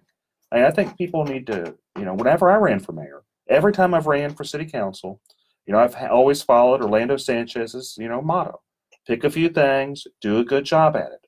Public safety, infrastructure, basic city services. That's where you want to spend your money on. Under public safety, you break that down. That's the firefighters. That's the police officers. We want them to do a good job. We want them funded to do a good job. And though I love parks, and I live next to a park, ride my bike on a park, I'd rather be safe and have firefighters, come to my house. Hey guys, remember I support you whenever my house is on fire. Remember, I support you. I'd rather them come to my house and make sure we're safe, make sure my daughters don't burn up in the house, because that would break my heart. And that'd break almost anybody's heart if their house, burns down. But my point is this.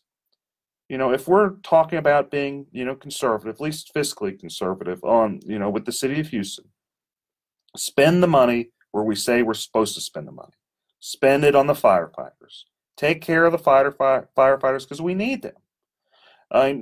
At the minimum, if people are, feeling spiteful towards Sylvester Turner, it's kind of a spit in the face to vote for, this, because it limits, it kind of forces Sylvester Turner to spend more money on the firefighters. So I strongly support it for a very, very, very large amount of reasons. Some of them, full disclosure, my dad was a firefighter, a captain and a senior captain at a number of, I think, two 66s and 67s. So I'm just inherently biased towards firefighters. But on the other hand, as a Republican, as a conservative Republican, I can't help but, it's one of the things we should be doing. Philip, what do you think about that? Yeah, I definitely think that you have to support the firefighters. And I think they're just basically asking to be on par with their counterparts at the police department, if I'm not mistaken. So you have to support the firefighters. If they need raises, give them a little extra money. I think initially were asking for 3%, but they just just backlog from prior years that now they're asking for a larger percentage to try to make up for past years. And if that sends the city, puts the city in a position where they don't necessarily have the revenue to cover it, then that's going to force them to look at other programs and other possible wasteful spending to try to accommodate for that. And so I support the firefighters. I think there also is going to be another proposition about the drainage, the rain tax. The rain tax. And so, from what I understand, the courts aren't going to make them refund that money back to the residents, but they're going to allow them to be a little bit more clear on the language. And so, the city has some explaining to do in this municipal election cycle. Well, just as a final word to the listeners, I just want you to understand that after this proposition is voted for or against, with regard to the firefighters, that this problem is not going to go away. Right. We got to this problem because the city was upside down on its budget, and various mayors and city councils have tried creative solutions to solve this to no avail. The cops ended up going to legislature to try to seek a solution. The firefighters are going a different direction to seek a solution. With regard to the drainage tax, stay tuned. Stay tuned. Thanks, guys. This is it. We'll see you. And I'll see you next week. Same bad time, same bad channel. Thanks very much. You guys have a great weekend. That was my diplomatic answer. That was very diplomatic. Thanks, guys. We're heading out. But it's the truth. Hi, this is Eric Dick, and I think it is important you know your rights. If your homeowner's insurance company has denied or underpaid your claim, you have the right to hire an attorney. You have the right to call me for a free consultation at 833-7-RIGHTS. That's 833-7-RIGHTS. Don't let your homeowner's insurance company take advantage of you. Call me today at 833-7-RIGHTS. Has your homeowner's insurance claim been denied or underpaid? Call Dick Law Firm at 833-7-RIGHTS.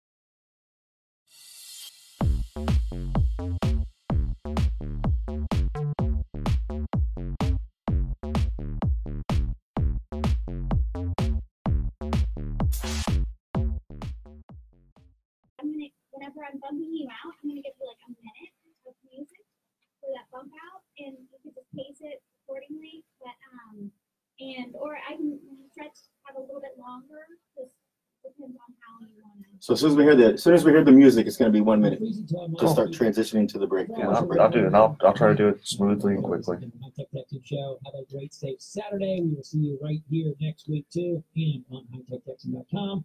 But right now, my show is over.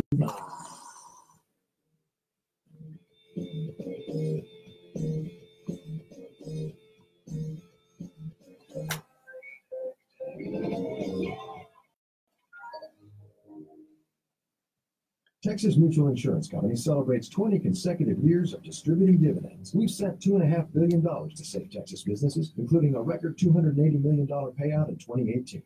For more about the sweet rewards of safety-focused workers' comp, ask your agent or go to WorkSafeTexas.com. I'm Pat.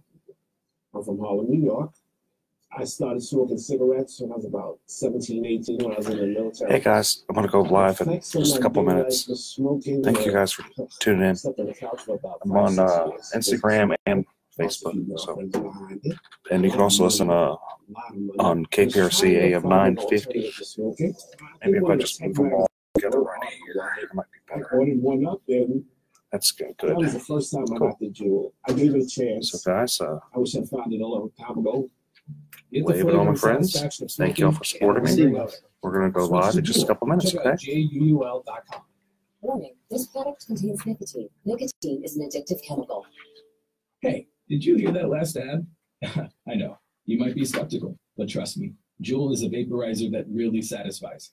If you're ready to switch from cigarettes, Juul is an option you'll definitely want to try. You'll be happy you did. Don't wait. Give Juul a shot. 3 minutes. Exciting. 3 minutes. Exciting. See, even Judge Prine's joined. Wow. Exciting. Fantastic judge, Charlie Prine. Great guy. Let the student need begin their prescription glasses for free. Yep, listen to this. It's their Seed to Succeed program. The 3i Center gives free eyeglasses to students in need. That's free eyeglass frames to students in need, worth up to $200 every time someone has LASIK. So help yourself. Oh, by the way, and a student in need, help them to see better by calling 713-526-EYES. 713-526-EYES. And ask about what you guys say. Seed to Succeed LASIK offer. And so do something for yourself. All right. All right, so if anybody tries calling me in the next hour, I'm not going to respond to text unless I feel like it at some point. I don't know yet. Seed to Succeed. 713-526. When the need for senior care arises, there's no place like home. Your loved ones should never have to give up living at home. Visiting Angels will provide home care for your mom or dad at home up to 24 hours per day, including personal care, meals, and light housework. You'll select your professional caregiver with Visiting Angels. Look up visitingangels.com or call 877-374-LIVE. That's 877-374-LIVE. Oh, Justin's giving you a holler out. Visiting Angels, America's choice in senior home care. Win your way to our 2018 iHeartRadio A lot of great Music people. Festival. Justin Timberlake. I'll take America Westfall. I haven't seen him in a long time. Hosted by Ryan Seacrest, September 21st and 22nd at T-Mobile Arena in Las Vegas. Okay. Going live and oh geez, almost there. It's like we're about to go live. KPRC, Houston, an iHeart radio station. Still packing a punch. I'm Roger Stern, Fox News. Hawaiians still have a lot to worry about, even though what happened Hurricane Lane was downgraded to a tropical storm. Administrator Brock Long talking to Fox News. We're still projecting more than 2 days worth of rainfall to continue to inundate the state. And quite honestly, Give the phone number for them to call in. That surpassed what we saw last year with Okay. 1, 3, 2, and 2. Perfect. Just making sure. Right on parts of Hawaii's Big Island. Tributes pouring in for Arizona Senator and Vietnam War hero John McCain. This after yesterday's announcement that he has ended medical treatment for brain cancer with the end of his life fast approaching. The Army's Chief of Staff General Mark Milley calls McCain an American hero. Meanwhile, President Trump did not mention McCain during a speech last night in Ohio. President Trump today taking another swipe at his Attorney General Jeff Sessions. Fox's Jillian Turner in Washington telling us what the president is tweeting. Jeff Sessions said he wouldn't allow politics to influence him only because he doesn't understand what's happening underneath his command position. Highly conflicted Bob Mueller and his gang of 17 angry Dems are having a field day as real corruption goes untouched. No collusion. The president's had a strained relationship with Jeff Sessions ever since the AG recused himself in the Russia probe, allowing a subordinate to appoint special counsel Robert Mueller. Pope Francis visiting Ireland today, acknowledging the child sex abuse scandal in the Catholic Church. If one thinks about those who are most vulnerable, I cannot fail to acknowledge the grave scandal caused in Ireland by the abuse of young people, minors, by members of the church. That reporting courtesy of Sky News. Ireland has been particularly hard hit by the sex abuse scandal. Fox News. Can you guys hear? Can you guys hear?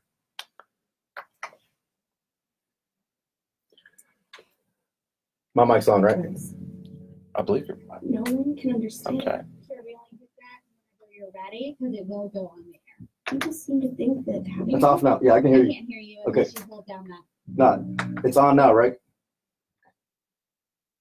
Yeah, you don't want to turn it on until we're on, until we're on the air ready for the show itself. Or else it will go on.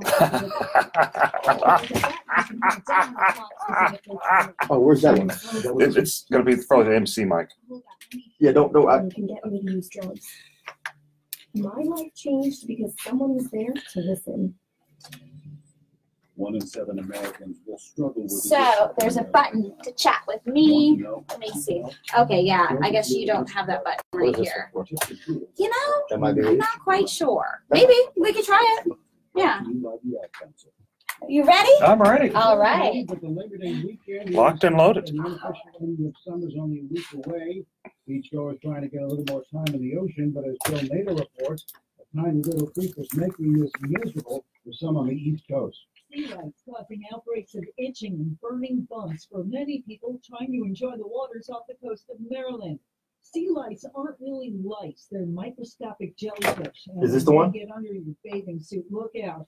You are in for some itchy little bites in some very tender places. Some swimmers notice that they start to feel itchy right after they get out of the water, but other people, 2 to 4 days is the time frame where we will see that eruption. Vic, you ready? I'm ready.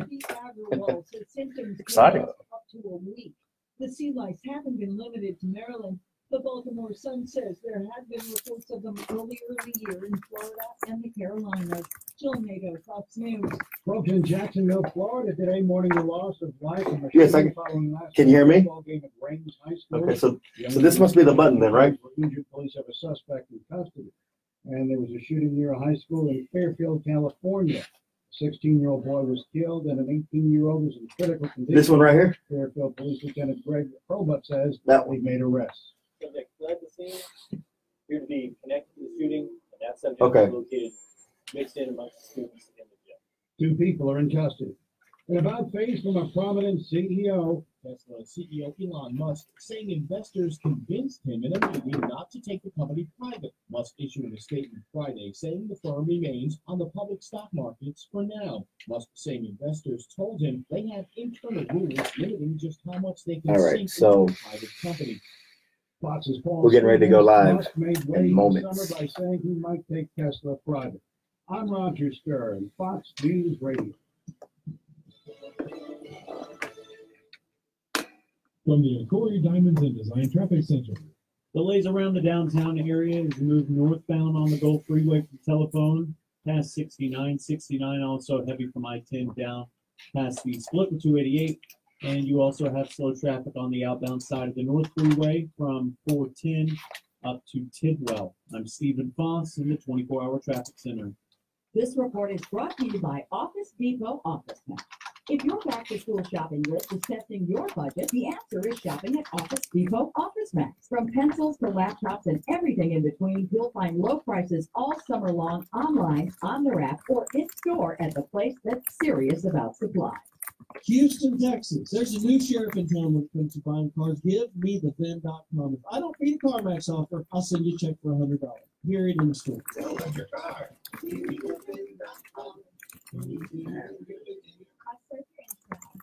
Opinions provided on the Eric Dick Show are for informational purposes only and not for the purpose of providing legal advice. You should contact your attorney to obtain advice with respect to any particular issue or problem. The opinions expressed on the Eric Dick Show are that of the hosts and guests and do not reflect the opinions of this station or iHeartMedia. When you've got big problems, you need to have a big, you need Eric Dick, homeowner insurance lawyer and trustee for the Harris County Department of Education. This is the Eric Dick Show. All right. Thank you guys so much for joining me today on the very first ever Eric Dick Show. Exciting with yours truly as a guest. I have my wingman, Chris Carmona. Hello, hello. Another fantastic attorney in the Houston area.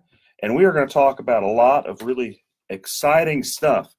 I know, I really get excited when I talk about homeowners insurance. I know you do, man. And, you mentioned homeowners insurance, and, it's hard not to mention the end of August and then to think of the end of August last year, what we had with Harvey. Oh, how can I forget Harvey? Oh, the storm that overwhelmed me. Let's start talking about Harvey, because it was an interesting time in Houston last year. We're talking, and this is almost, I think tomorrow's the anniversary. Yeah. I think one thing, if we're just talking straight up with Harvey, that people need to know that a lot of people don't understand is if you do have I'm going to start going lawyer here, so you guys are going to have to forgive me. I'm going to start. It is a legal show. It is a legal show. I'm going to start dropping information that's pretty important. So if you have a flood insurance policy, I commonly refer to it as NFIP, National Flood Insurance Program. It's really important that you file your proof of loss by tomorrow. Well, actually not tomorrow, by Monday, which would be the 1-year anniversary. If you've already filed a proof of loss, no big deal. But if you haven't filed a proof of loss, so let me kind of back up a little bit. If you were flooded by Harvey, if you have any property damage that was related from the storm of Harvey last year, they probably want to take your advice pretty seriously right now, because there's a lot of people that have been hurt by this financially. And it's been a long process, with FEMA not being responsive as we thought they were going to be, with the city, with different charity organizations. Some people just have no help coming to them, right? And so if they need legal assistance, what is the pathway that they should have been following? And it's not too late to still go on and get this done by the deadline of the 1-year anniversary, right? For flood, if you're talking wind, if you're talking other stuff, it's different. But for flood, if you have a dispute as to your loss, it's pretty much, Monday's the deadline to file your proof of loss, and you absolutely have to file a proof of loss. After you file the proof of loss, you can go back, you can dispute it, you can whatever, you can have your fight, but you have a 1-year deadline. It usually it's like 30 days or 60 days, but they extended it to 1 year. So you have to file that proof of loss if you have a dispute with your flood insurance policy. Now, if it's there's a lot of other things that happened with Hurricane Harvey that we could talk about, but I just really wanted to emphasize, and I'll probably emphasize that a bit with that 1-year proof of loss, because not many people are talking about it. A lot of people don't understand it, but you can get that form online for the proof of loss, but it has to be filed within 1 year. I just wanted to say that a lot so people. I know I'm repeating myself, but it's really important because you lose all your claims. Okay, can they find that form at the Dick Law Firm website? I imagine they could. If I don't really do flood insurance claims very much. I do a few of them because I typically do first party insurance with my firm. If they called me or messaged me, I'd point you the right direction. But it's not really. I'm not trying to get business from this at all. In fact, I kind of don't really want the business. I'm just trying to provide basic information that people should know. I'd hope they know, and they don't. But it's just not explained enough about the 1-year proof of loss. And no one's gonna highlight this and promote, come and file a claim by Monday. So it's a good thing that you're actually here today, telling all the listeners about this 1-year deadline to make sure that they do get that proof of claim in if they do have one before the deadline, correct? Yeah, that's right. That's only for the flood insurance policies. The windstorm and all that is a completely different beast. It's completely different type of stuff. And we could, naturally, I guess we could talk about the windstorm a little bit. And I'll talk about insurance so I'm blue in my face. And again, it's horribly exciting stuff. People live on Facebook see the faces I'm making. Okay, so the windstorm, that's interesting. There was a lot of, whenever Harvey hit, there was maybe those that were here. Remember, there's a number of like little tornadoes that tagged along all over the city, north side. And like right after Harvey, I physically inspected a couple of buildings, and I was kind of amazed by the amount of wind damage. Where you had one building where the roof was torn off, where they flooded both ways, from the bottom up and the top down. And you see a lot of that in Houston. And what's sad, just from my own personal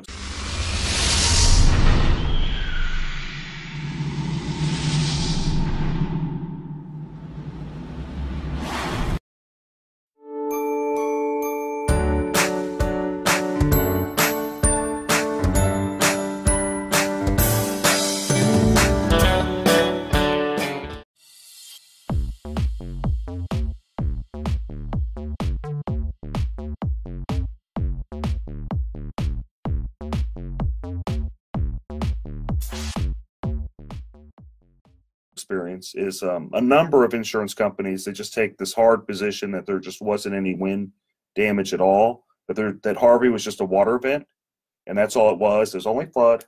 It didn't involve there was no winds, and it's just not true.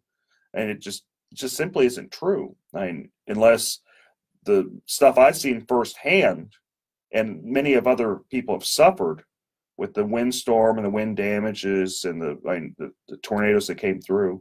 So, I mean, it's just sad that that's kind of the state of affairs. I don't want to dwell on this whole insurance too much. And that's the thing. I mean, we've, as we approach the 1 year anniversary of Harvey, I mean, there's still a lot of families out there that haven't been given the assistance needed. And so, it's always right to make sure we remember those who have lost items. And, there were some lost lives in Harvey as well. One of Houston's most tragic events overall. And so when people and families are trying to rebuild their life, a year later, there's still things that need to be done. It's a good thing we have lawyers like Eric B. Dick there to make sure that they can advocate for people and for families to make sure that they can get their house back in order, even as we approach the 1 year mark. But it was just more than windstorm and flooding. You had a number of other factors kind of going on. You had the chemical plant that exploded that wasn't really expected, and that caused a lot of damage, a lot of craziness. A lot of collateral damage, just from the floods, the winds, everything that's associated with a catastrophic event. So Eric B. Dick, Chris Carmona, we'll be back after this short break. Thank you guys so much.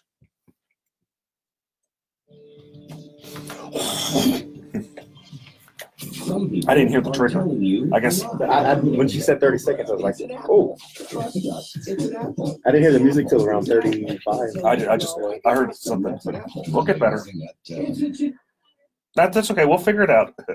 Were we okay? Was our volume all right? Tone? Okay. Can y'all hear okay? Yeah. Oh, can you guys hear okay? It might not be yeah, he gave the thumbs up. It might be that you have an honest disagreement or an honest mistake. But you don't want to go all right, so when we come back from this break, you need to call Top. What is that? Phillips said anything? Is he They have a local. All of our phones are and this is what recording something right now. Oh, Philip's calling right now. They know is he? how to deal with the IRS. And frankly, you hear Philip? If you owe $10,000 or more, okay. Hey, Chris, go down and get Philip. I'll be right back. Chris, come down. 713-489-7433. 713-489-7433. What's at stake here? You're dealing with the IRS. Think about it for a minute. Are you going to go that alone? No. Call. I hope I didn't throw you off. No, I'm okay. I didn't mind at all. I'll get lost in just blabbing. Oh, you're fine.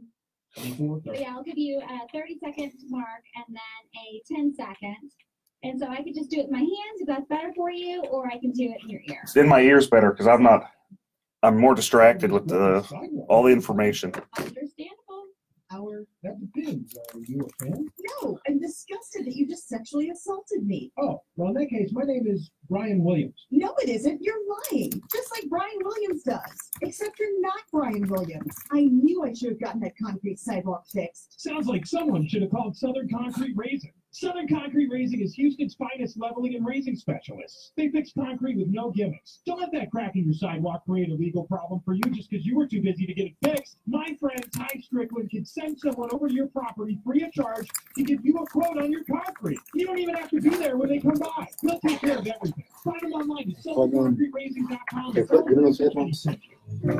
Come plug in over here. It's Greg Mike from 50 Plus. If you haven't taken a look lately at the UT Health Science Center Consortium on Aging website, you need to do so. They've freshened it up. There is so much information. We're there. back. Sorry about that. People like you, people Dumped y'all on the who are side. a little bit older I was negligent. and want to talk to somebody who knows people who are focused on our care, on geriatric medicine. I'm not geriatric yet, but hey, I'm old. Where you gonna sit? You gonna sit over there? Oh, well, plug in over here. UTH.edu/aging. That's UTH.edu/aging. So I just discovered DazzleMe.com. It started out as the jewelry department at the Home Consignment Center, and now their entire jewelry collection, one of my rings is there as well. That's on DazzleMe.com. From the big name, All right, so we'll transition. We'll talk about the to the unique design. talk about the Still talk about Harvey. We can talk a little bit more about Harvey. I know people on my Facebook want me to talk a little bit about Twitter, which is a big mess in itself. And I know they want me to talk a little bit about Beto and Cruz, which is a really fascinating thing. But 2 points, 4 points close. I think Cruz could lose that. Cruz really. Hold and sponsor lots of stuff around the country club so we can bring in bands. So, give us some feedback what you think right now. It's our first live segment ever. I'm the Eric. Myself, Eric Dick. We just got a new guest in today. Philip Paul Bryant just walked in the studio. So, but drop some comments, man. Let us know how we're doing. What do you want to hear?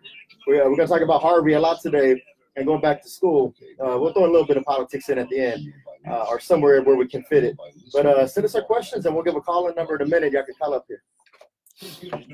On KPRC 950.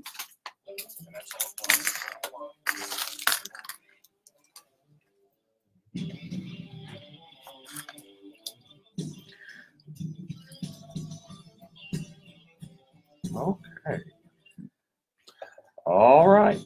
Am I on? Oh, yeah. All right. All right. Oh, so exciting. We're back. Back for more. Couldn't get enough. Welcome back to the Eric Dick Show on KPRC 950 AM.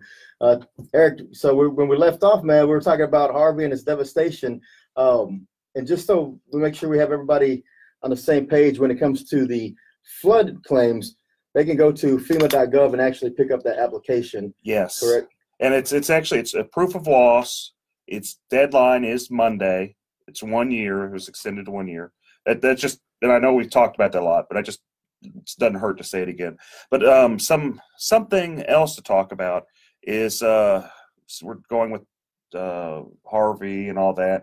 So TWIA, Texas Windstorm Insurance Association, which is kind of a nightmare in itself. There's been a lot of problems with TWIA, to be fair, since its conception. This isn't the first time that there are big problems with TWIA. TWIA is basically the last resort insurance company. It's government funded. It's for people off the coast, Galveston, Brazoria County, Corpus Christi, right off the coast. So whenever Harvey hit, it primarily did hit people that had policies with Texas Windstorm. I bring this up, the problems that Texas Windstorm has had in the past. So whenever Hurricane Ike was going on, they got in a lot of trouble. They basically decided that they just weren't going to pay anything. basically. And I know that's probably abbreviating too much. And it's only gotten worse since that time, right? I mean, we keep passing some laws to make it harder for homeowners to actually recover. And TWIA is a big part of that, correct? And then we wonder why the race between Beto and Ted Cruz is so close. And don't get me wrong, I'm voting for Ted Cruz, but we wonder why it's so close whenever we pass laws that are anti-consumer, that are anti-people. Yeah, there seems to be a trend to hurt the little guy over and over again. And then when we have these events, like we had an Ike and then we have a Harvey, we got to be careful about who we're actually protecting, because we start hurting all the homeowners and the consumers. It's just going to be a long road for everybody who's in power right now. It's not going to be a long road. They're going to lose. I mean, and Ted Cruz should be completely scared, and he is acting scared, as he should be, because you've got Beto. And I'm not saying Beto's a better candidate, because he's not. But what's going on with Beto is he has a good message. He's saying no more corruption. I'm done with corruption. I mean, is he really? I don't know about that. But he's saying no more corruption. I'm not taking PAC money. And he's getting some movement. I mean, he really could win. I mean, he's not taking PAC money, but he's taking all kinds of foreign money outside the great state of Texas. But yeah, I mean, great point. I mean, especially at the federal level, when we have these natural disasters, we turn to the federal government to do the emergency aid. And, did we see anything put forward recently or last year that actually going to protect these consumers? Is Beto going to campaign on that? Is Cruz going to be able to recover from that? Is he going to make that a huge campaign issue between now and November? It absolutely could happen. I mean, I don't think Ted Cruz is going to embrace, and it's unfortunate, but I don't think Ted Cruz is going to embrace consumerism. I don't think he is. I wish he would. I think it would help him. I don't think he is. I hope that more people, Republicans on the local level, embrace consumerism, because it's their constituents. It's literally their constituents. And whenever they side with special interest, big money, big business over individuals, I mean, what do you expect? They're going to vote, especially with the Hurricane Harvey. So you had a new law that went into place like literally 2 weeks or the week of Hurricane Harvey. I think it might have even been maybe a couple days of Hurricane Harvey, 542A. And so this the Texas Insurance Code 542A, right? Yes, Texas Insurance Code 542A. And this was, and I'm going to give you some quotes, because, quote, greedy lawyers were filing claims, and that this is the rationale, because greedy, evil lawyers were filing claims, even though they're filing on behalf of their people that they're hired for. But lawyers only good whenever I guess you need one, right?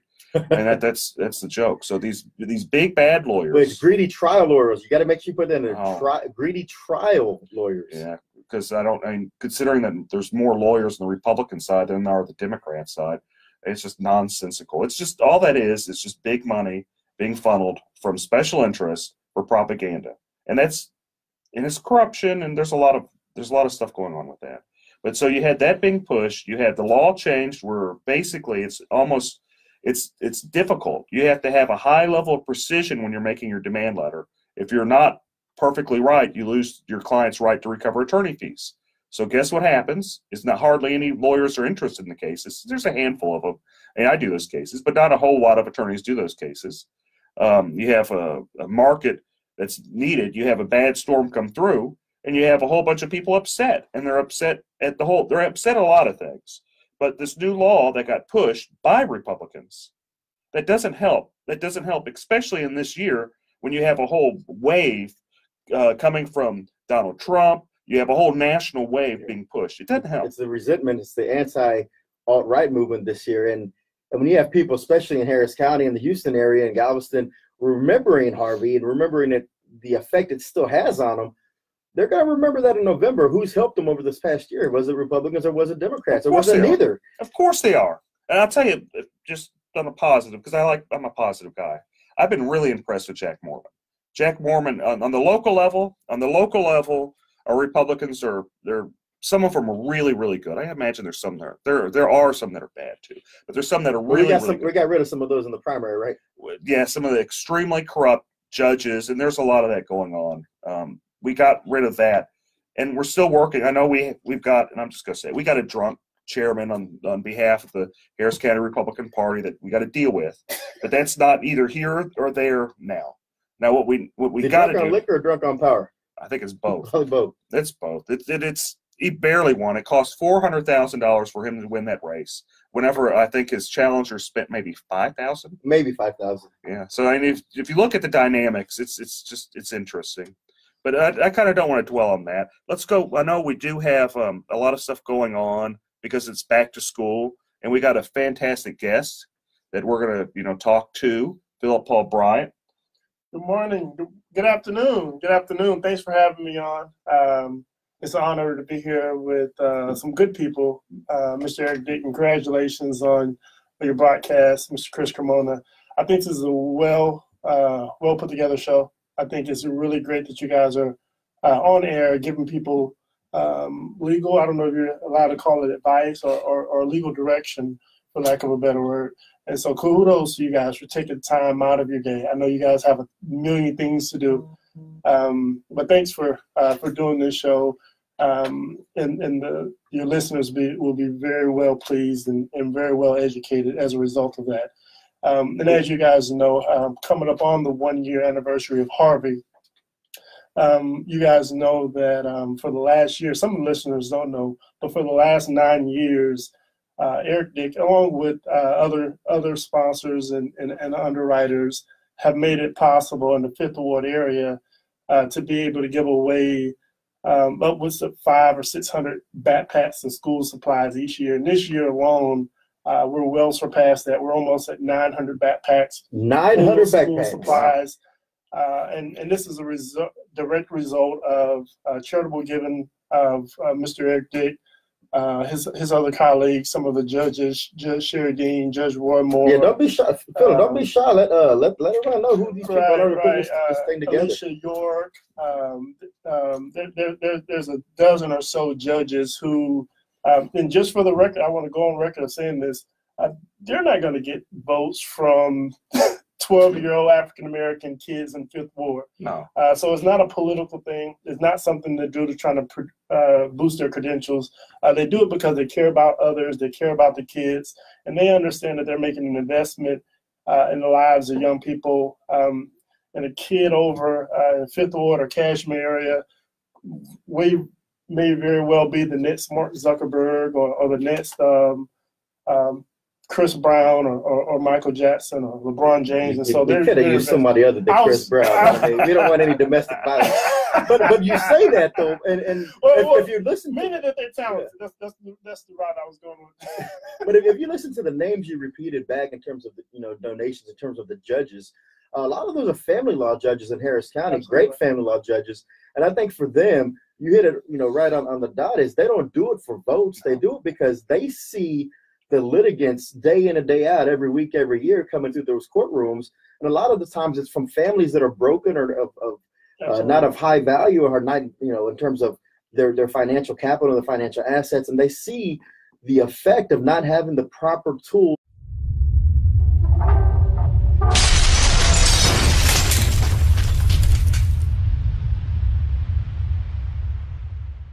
Did you suffer property damage during Hurricane Harvey only to have your insurance claim denied?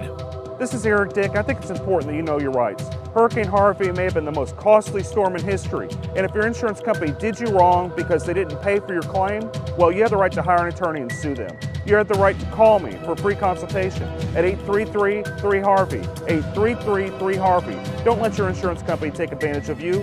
Know your rights. Call me today, 833-3HARVEY.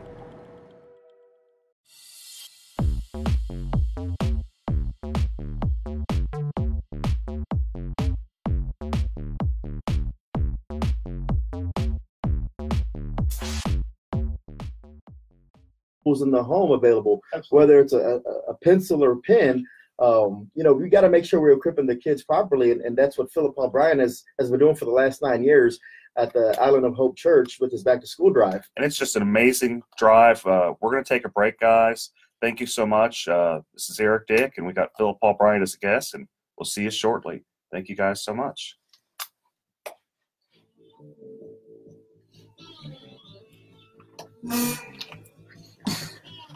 First of all, I want Good job, Philip. Good job, Dick. of the Michael Berry Show and our entire station. No, I'm not new to this. I'm true to this. Oh, that's a good transition, man. Because you always see that button, because you We're going to have y'all turn on your mics so we don't have any chatter if we're not ready yet. Do you know what I mean? So you see your on button right there? Yes. So whenever you're ready to go, hit it on.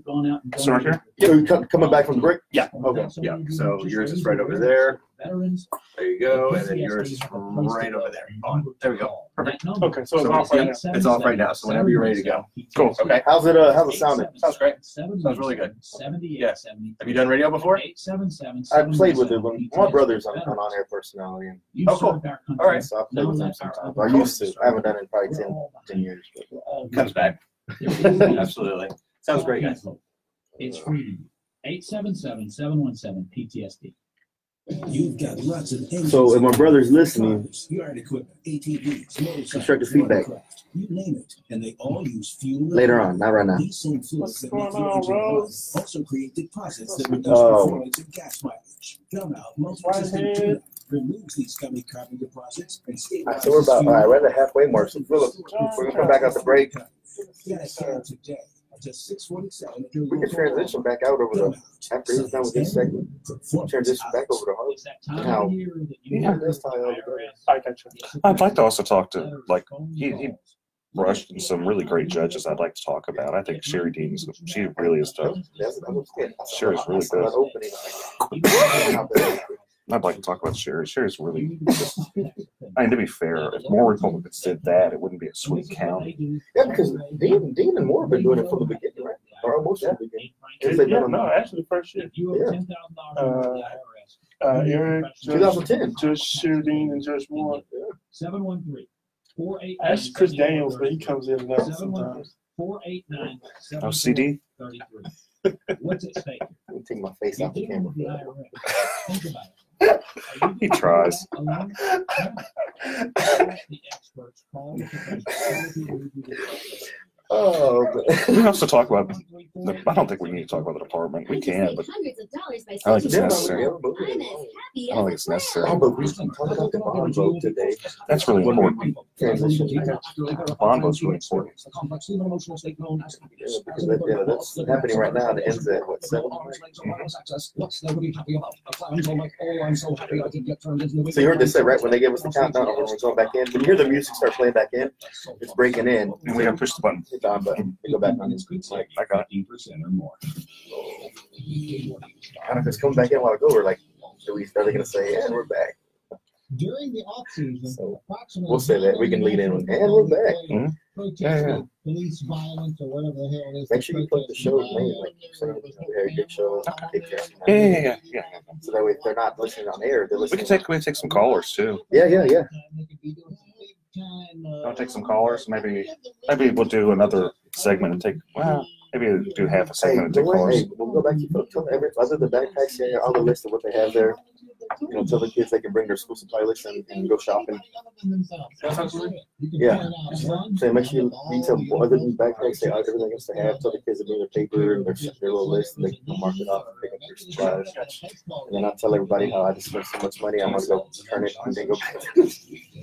How much you raise so much money on? Spent like $150 on school supplies. I'm about to go get my receipts. That's funny.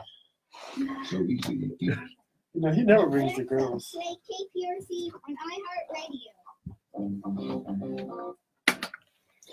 And we're back for more. Eric Dick at my show, talking about Hurricane Harvey, talking about going back to school, and we have a special guest, Philip Paul Bryant, who does every year Backpack to Fifth Ward with some of the most amazing people that help him. Oh, absolutely. Well, did we announce that he was world-renowned author, Philip Paul Bryant? Yeah, y'all forgot to announce that. that. We forgot that y'all part. Forgot to announce that. Philip Paul, what's the book you have? What's your latest book you have out right It's now? called Death of a Community, How the Church, the Police, and Facebook Are Shaping Our Future. I'm actually working on another piece.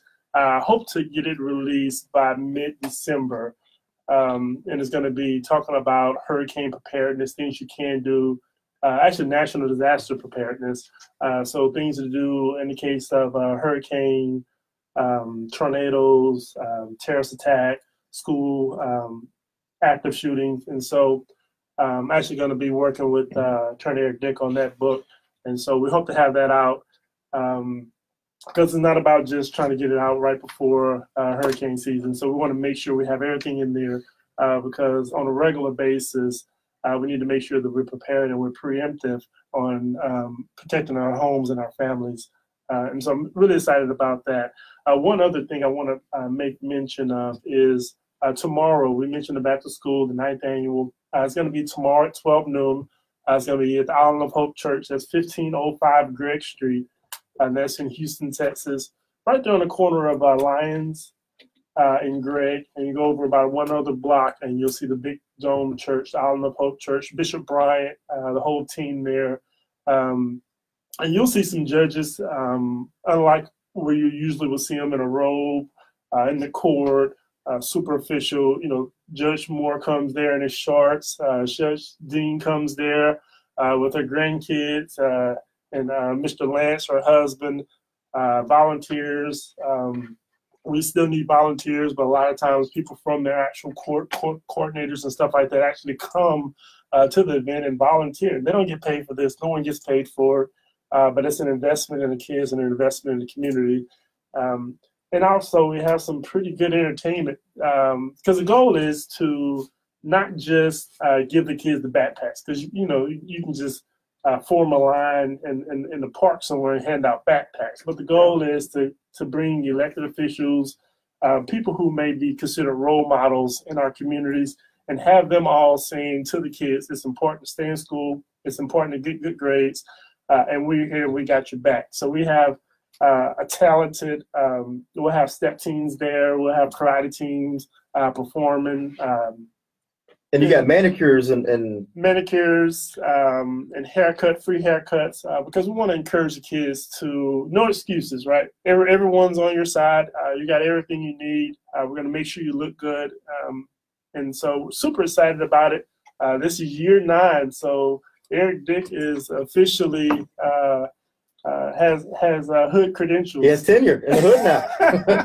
He has a hood pass. I come to the 5th Ward. I get my pass to 5th Ward because I got their back and I got their backpack. Yeah, I want to talk. We need to brand that. That was good.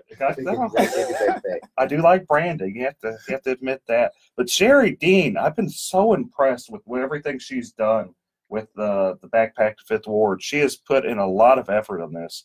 In fact, she called me, and no, she didn't call me. She messaged me, Eric, you better donate this time. Yes, Judge, I'm donating. Yes, Judge.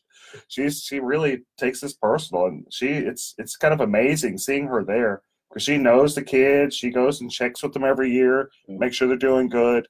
And it's really, I'm going to have to say that Sherry Dean is one of the role models, at least in the Republican Party. She should be, because if more people were acting how she acts, and she's doing it in all sincerity. There's nothing but sincerity. But if more Republicans actually cared on the local level, maybe it wouldn't be a swing district. That's just my humble opinion. When you go into her courtroom, she, you know, her biggest thing is family matters. Just saying, and she lives that motto. She lives that mantra because everything she does in the courtroom and outside the courtroom is always to better the families and better the kids. And so, and one other point about Judge Jean, she has a huge heart, and so some of you may not know this, but this past Sunday, her mom actually passed, and I know that her and her family was out in, I believe it was Lufkin this weekend, dealing with that. But when I tell you, in the middle of that family coming together and needing to take care of that, she was still calling and texting every day.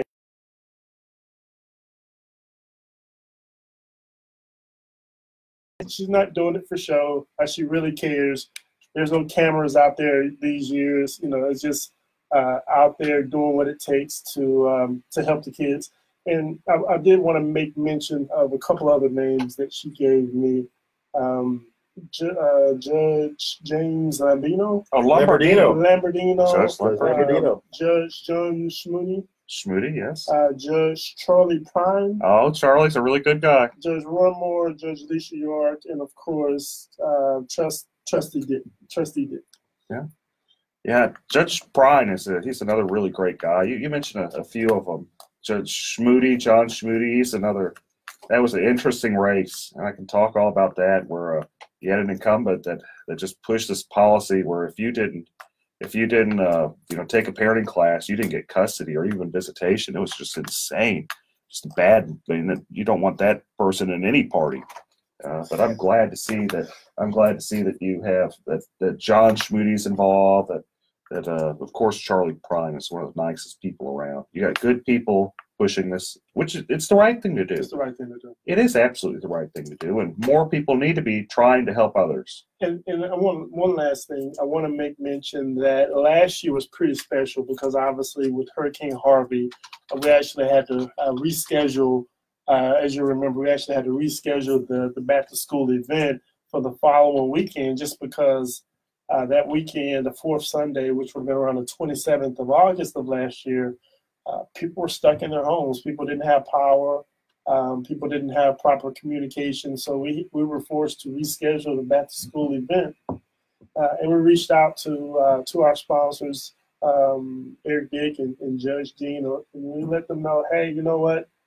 I know this is a back to school giveaway, but we need to add some clothes and some food. And our sponsors last year stepped it up, and we were able to give out clothes, food, and other toiletries to the community. And so we're happy that this year we're not needed to give out additional clothes and food. But you won't turn them away if somebody brings some clothes up there and they have a lot. I mean, because kids do a lot, especially in ISD. A lot of them need the uniforms. Oh, absolutely. And it's still people are still displaced a year later. So with this in mind, Harvey going back to school today is also, and there's also some other stuff going on today. You got a bond proposal. Today's the last day. It's election day for to add some more debt, and and there's a lot of confusion on this bond issue too, because when first we had the county judge specifically say he wanted this special election because he didn't want to have to campaign for himself and the bond in November. So he asked the governor to set this in August.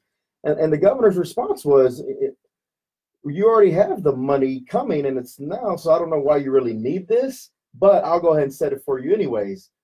So when the governor says that, Eric, Phillip, do we need this $2.5 billion additional when the governor already says it's coming? I don't. But the thing that I like about it is, in all fairness to Judge Emmett and his team, I know Owens and a few other people down there, they've done a good job, in my opinion. And obviously, you have up until about 7 p.m. today to go vote.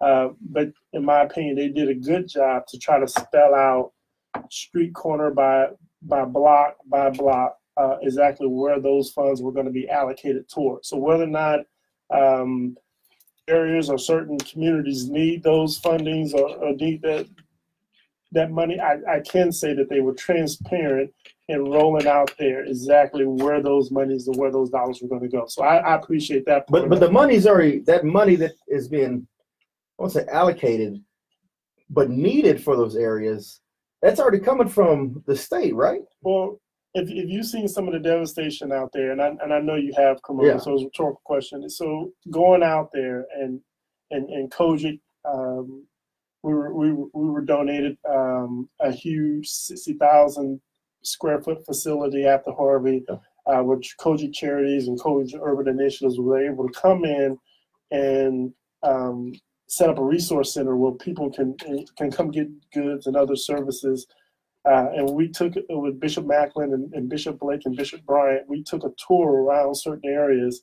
And if you were to see some of those areas and some of the devastation, and it wasn't just poor African American and Hispanic everywhere. It was everywhere. And if you were to see some of those areas, I guarantee it, from my perspective, you can't give enough money to one, to help those people be restored, and two, to try to prevent this from happening again.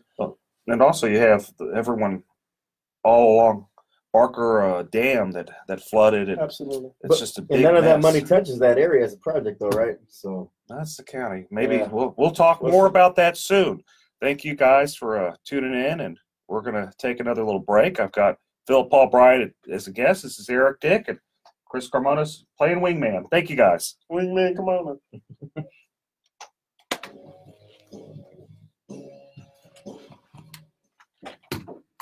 Oh, Mr. Devil's Advocate. No, that was good. That was good content. You Republicans, man, I tell you. That was good The content. Republicans are supporting it. What are you talking about? It's just Well, some of the Republicans are. yeah, some of them are. I'm not necessarily, but it's just The animate Republicans. it's just good. It's good talk. It's good stuff to talk about. It's good fodder. I do think that if Ed Emmett, if the city did more like how Ed Emmett was like, this is where the money's going, all that, they would have less blowback. With Yeah, I think he did. that was smart on campaign wise to build it out, but yeah, but that's the thing.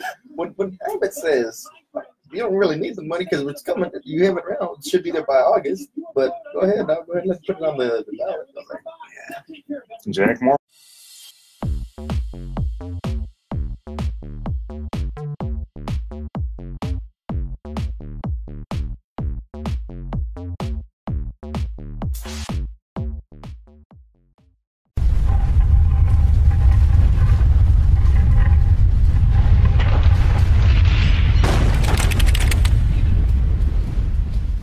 Hi, this is Eric Dick, and I think it is important that you know your rights. If your homeowner's insurance company has denied or underpaid your claim, you have the right to hire an attorney.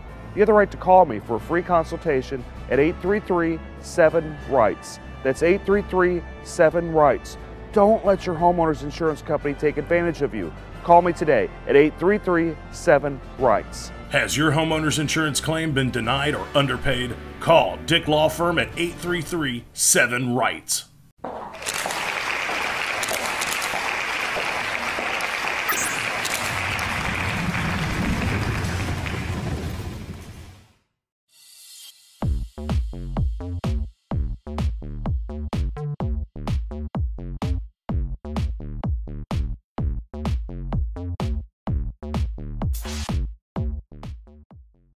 Someone was there saying, do we really need to do this? Yeah.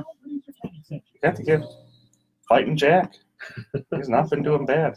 I've been really impressed with how Jack's been campaigning. He's finally, yeah. I mean, I won't say he's been quiet. He just does his job. He doesn't ever do any hoorah and all that over the last 4 years. He's just in the community. That's all he is. He does his job. Unless you're in the community, you And don't then, see but even 4 years ago, he didn't campaign. I don't think he had a 4 years, but no, but this his campaign is it's pretty strong, man. It's a solid campaign. He's in the community. You think volunteer. I want to thank so many of you who just raised awareness. that's a great You don't job. see much from Adrian. PTSD have a place to go. Adrian's a career politician that's just gone from spot to spot to spot. The Democrats don't like Adrian. 717-717-78. Shot a lot of his little capital on the mayor's race, and then back after that going against Jimmy Green. Now let our other veterans serve you. One after the other. So there is an answer. Call Camp Hope. It's Dylan. 877-717-PTSD. How you doing out there, man? You doing good? The intro's great. Oh, the intro? Yeah, the intro's hysterical. It's great. The intro's horrible. Sarah Barrett. So much information there. Dylan Glass. And want to talk with somebody. You have any questions? Hey, we need some, when we come back in, get the calling number. Yeah, if anybody has any questions about RV issues or the back to school event, have them call in, and then we'll see if we can get some patches. How y'all doing over here? I haven't checked on y'all in a while. You guys doing good? You guys doing good? Most of the employees, including the owner, are former military themselves. Best place to get training, practice, Can't license see. to carry, and a great rental fleet. So you can shoot their guns, go and rent them there. 713-779-GUNS, TopGunRange.com. You've got lots of engines in your life. When, Cars, yard equipment, ATVs, motorcycles, watercraft, you name it. And they all use fuel and oil. These same fluids that make your engine run also create deposits that reduce performance and gas mileage. Gun Out multi-system tune-up removes these gummy carbon deposits and stabilizes fuel and oil, helping restore performance and fuel economy. Get a can today. Philip, we're talking about your book. I was going to go spend that over to Philip Paul Books Library. Where can they buy this book that Philip speaks of? That's right. Oh, you can't get there by bus? You need to buy a new car? Philip Paul Fry's cars. Used cars. You can't wake up in the morning. You need some coffee. Go to Philip Paul's Coffee House. That's right. 30 seconds. All right. Okay. Yeah. 15 minutes could save you 15% or more. From around town. The city of Houston to overcome our obstacles and our hurdles. That's funny though. The world is talking about it. Remember to hit your on button going back in. Ride home with Joe Pags. Lots going on, lots more to get to. Monday evening at 6 on KPRC 950.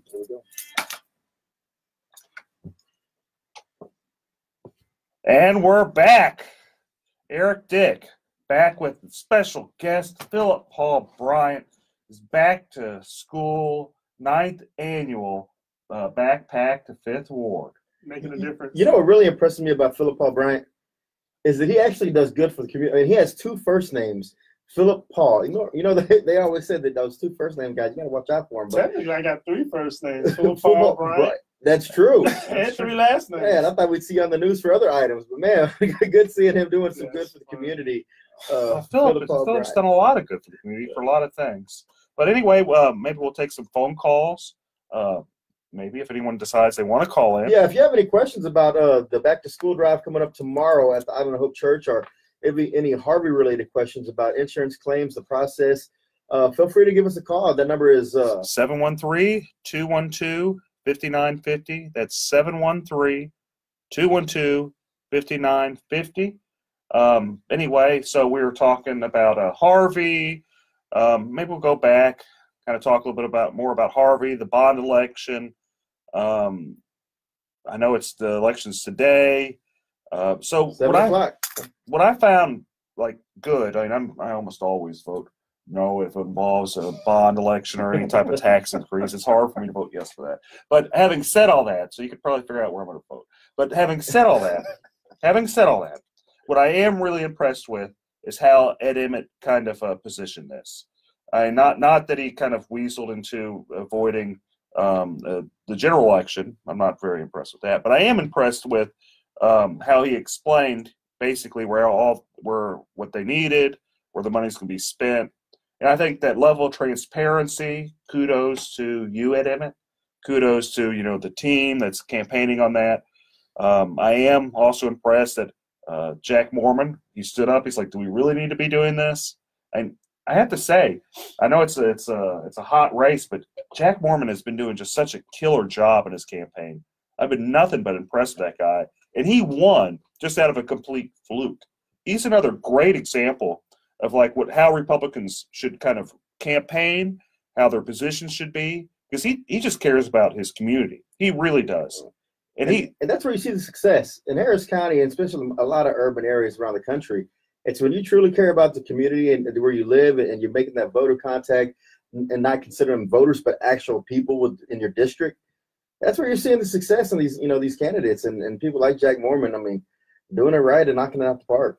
Yeah, and in Jack, it's like he won. It was just a complete fluke because Sylvia Garcia had like $2 million, $3 million she was just sitting on. She thought she was going to walk with the race, and Jack had like 2 pennies to his name. His campaign was pretty much bubblegum and shoestrings. The guy, he's just struggling to get. It'd be like just some guy just decide they're going to run for office. They run and they end up winning, and they're kind of. I'm sure he was taken back, blown away. No one expected Jack Mormon to win. It's almost like Helena Brown in 2011. It's actually it is similar to that, but it was more mind blowing because it was such a large spot. And you had fighting Jack Mormon just go in there. He's been doing a good job since. I'm really impressed with him. I really am. And there's not a whole lot of people I am impressed with, but I'm really, really impressed with Jack Mormon. Speaking of being impressed, again, tomorrow, the 9th annual Island of Hope Backpack to 5th Ward back to school drive. Philip Paul Bryant has been doing that impressively for the last 9 years, and having the big support from Eric Dick and Judge Sherry Dean and Judge Warren Moore, and then now a host of other judges have jumped into the fray, family law judges, and it's going to be a huge event tomorrow, so make sure y'all come by and check that out. That's from 12 to 2:30. 12 to 2:30. Now, other than the backpacks, what else are you going to have there, Philip? We're going to have school supplies, man. We're going to have everything that they need as far as starting school, and I know some kids have already started school. I believe HISD starts on Monday.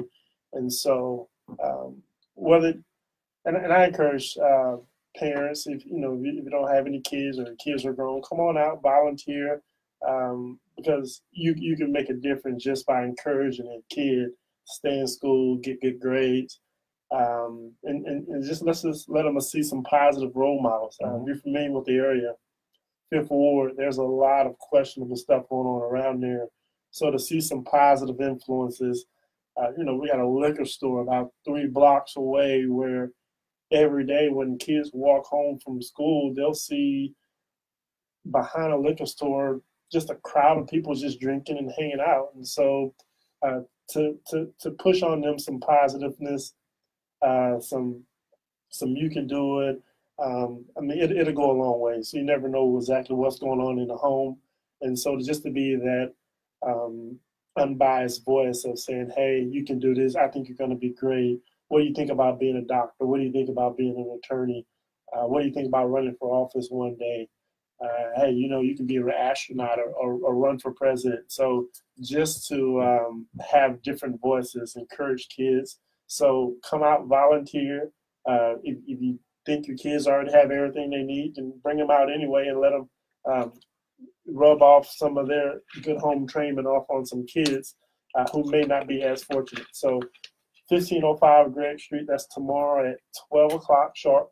We're going to have drill teams there. We're going to have praise dancers, karate performances. It's going to be one big party, huh? It's going to be a back-to-school party. And again, kids, parents, bring those school lists with you. You can go and do your shopping there if you haven't done so already. Absolutely. I know I spent about $150 on my 2 girls this past week. I may go take that back to Walmart or Target and do my shopping at Island of Hope tomorrow. If there's some supplies left for the people who really need. They may take your Republican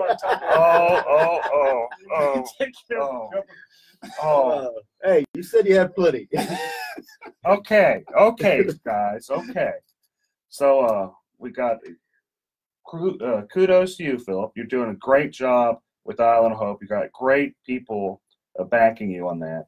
And, I guess we're going to finish up the show, maybe. Yeah, if you have any questions, again, call in. The number, again, is 713-212-5950. Then, feel free to call in, but let's kind of maybe transition this a little bit. The show's going to be on weekly. The next 2 weeks we're not going to be on because of U of H football, but we're getting our sea legs. We're coming back. We're going to have a lot of other great, local guests. I'm going to be the host. I'm hoping I'm going to be the host unless someone comes and takes my name from me, which, who knows what's going to happen. You never know. Never know. Some dick try to take your name. Yeah, no, everyone tries. Everyone does different things for different reasons. Okay, so anyway, so back to maybe let's talk about Harvey a little bit. Yeah, and we can't talk about that enough, especially this weekend. Again, it's the 1-year anniversary. That's why we really want to make sure that we also highlighted, Philip Paul's back to school drive, because again, the devastation it put on a lot of families and the lasting effect it's had. It's not just the school supplies and the clothing, and there's still a lot of assistance needed with Harvey related items and issues. And again, if you have those questions and you need help and some guidance, it's not too late. Eric Dick's always willing to offer the assistance where it's needed. And you can follow me on Twitter at Dick Law Firm. There's a lot of claims from Hurricane Harvey. Hurricane Harvey caused a lot of damage, and it's going to be a long time before everything's resolved. I know a lot of people are still fighting with their homeowners insurance companies over storm damage. A lot of people are fighting over TWIA. And that's just a show in itself with all the problems that TWIA's face and whether or not we should even have TWIA or whether even TWIA is worth the money people pay. And if we want to get rid of entities like TWIA or the policies like TWIA, then make sure you're holding those who make these laws accountable, right? We should make sure we're holding those people accountable. People run for office, and it's all what I've found is being involved in politics, being elected, being an attorney, all this stuff is tied together. Politics, law, policy, government, it's all tied together. And if you're just trying to, do the right thing, try to make a living, trying to, help people, it gets hard. And, it's easy to go down the path of being negative and being upset at the situation, but it's really hard to actually do something that's meaningful, that actually is worthwhile, and actually get paid for it. So, you know, I'm always impressed with people like Philip O'Brien that go out, and he just does a lot of different things. And I've always been impressed with what you do, Philip. I'm impressed with the Kojic PAC, which is it's a great organization that you're the chairman for. Can we get you to put some of the stuff in writing, please? Absolutely. But you've done really great. And but my point is this, that it's so easy to go down the path of just being negative and, you know, oh no, everyone else, you know, caused this. So thank you. And it's good to have people like that in the community.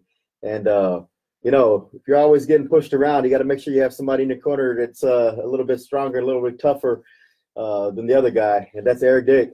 Thank you guys so much for tuning in. You can follow me on Twitter at Dick Law Firm. You guys have a great day, and I'll see you in a couple weeks. Thanks, guys. You have a great one.